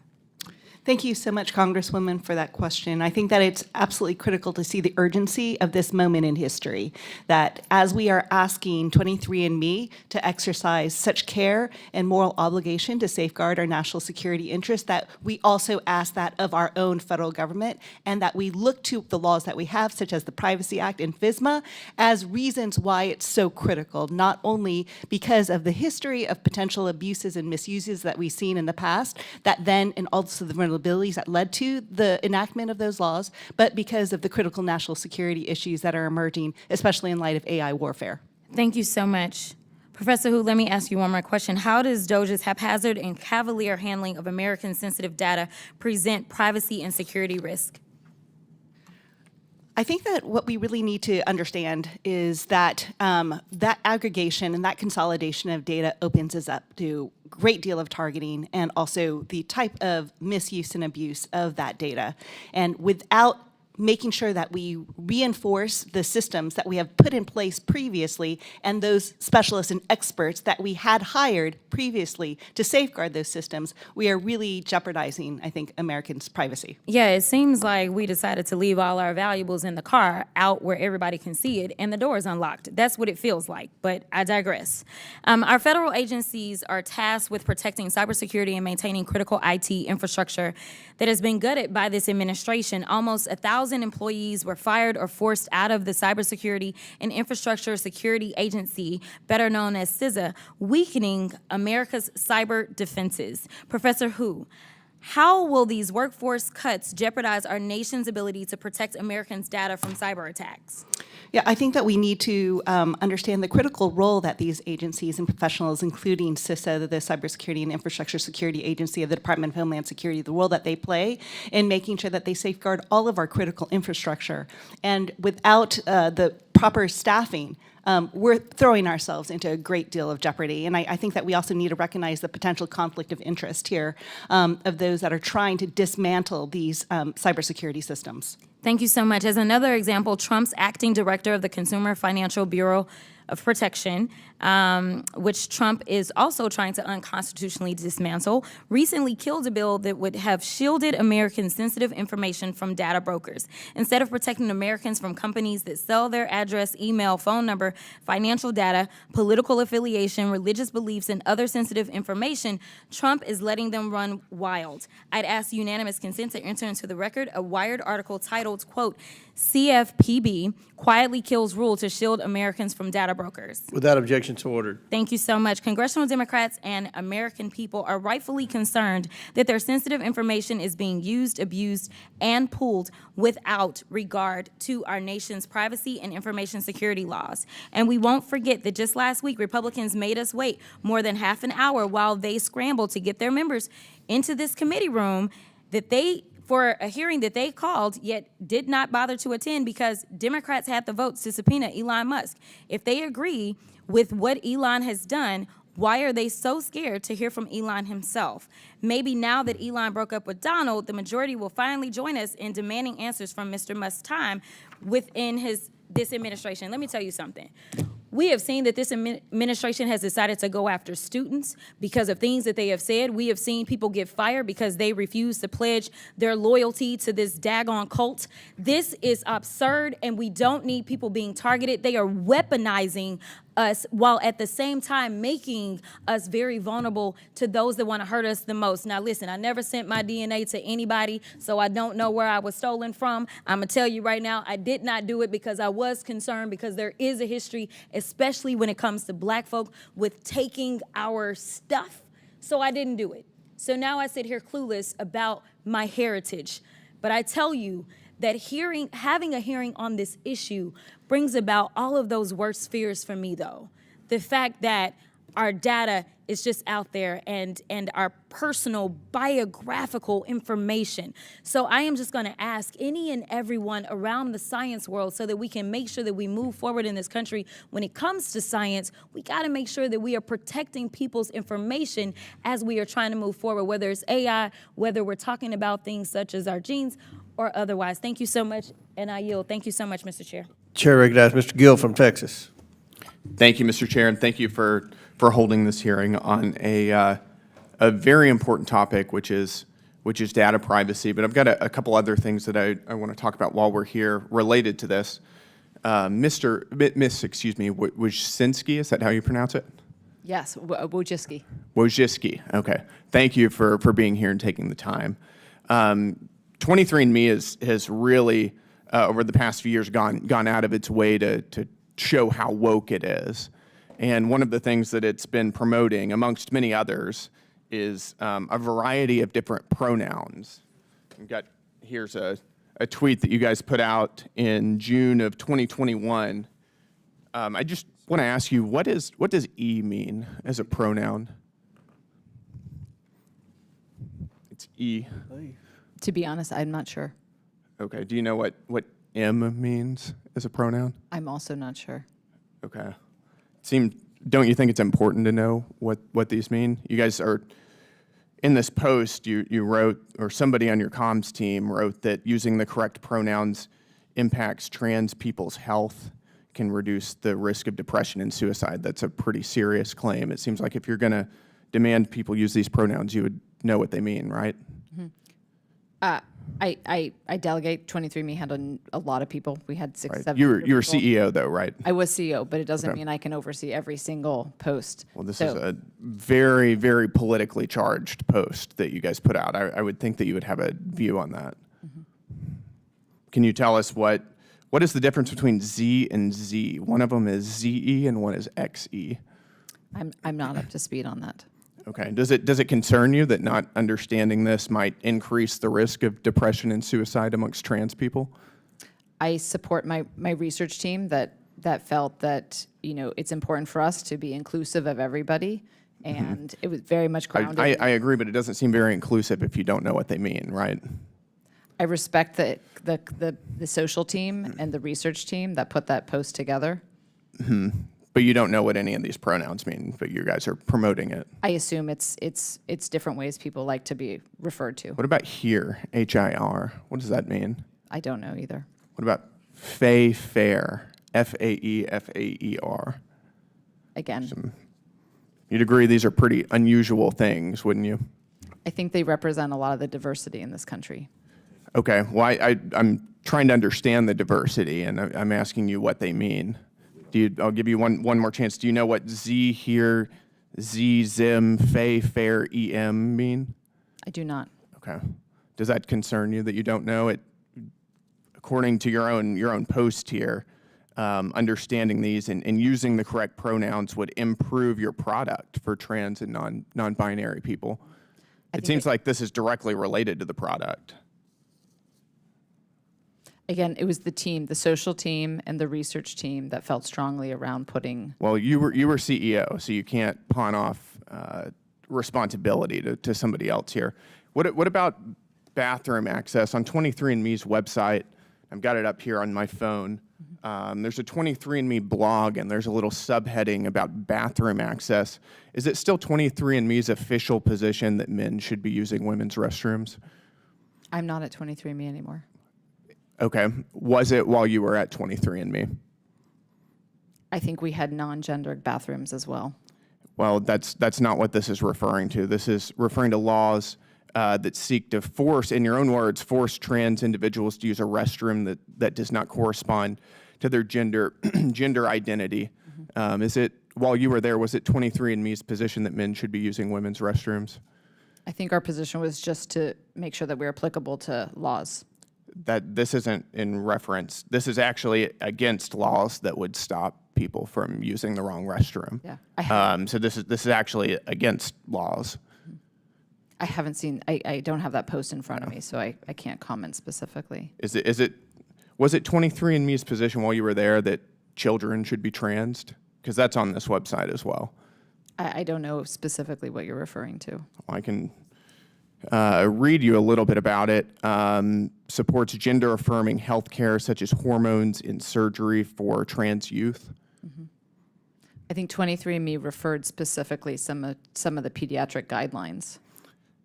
Sounds to me like you took a genetics company, which you built, and congratulations for doing that, and turned it into a woke social justice organization. You want to run away from that now. Doesn't sound like you even knew what you were talking about at the time. You don't know what any of these pronouns mean. And now realize that this is politically not very popular. Says a lot about where your convictions were and what you meant here. So thank you, Mr. Chairman. Thank you. And just one last question before we go to a brief closing statement. I'm sorry, go ahead.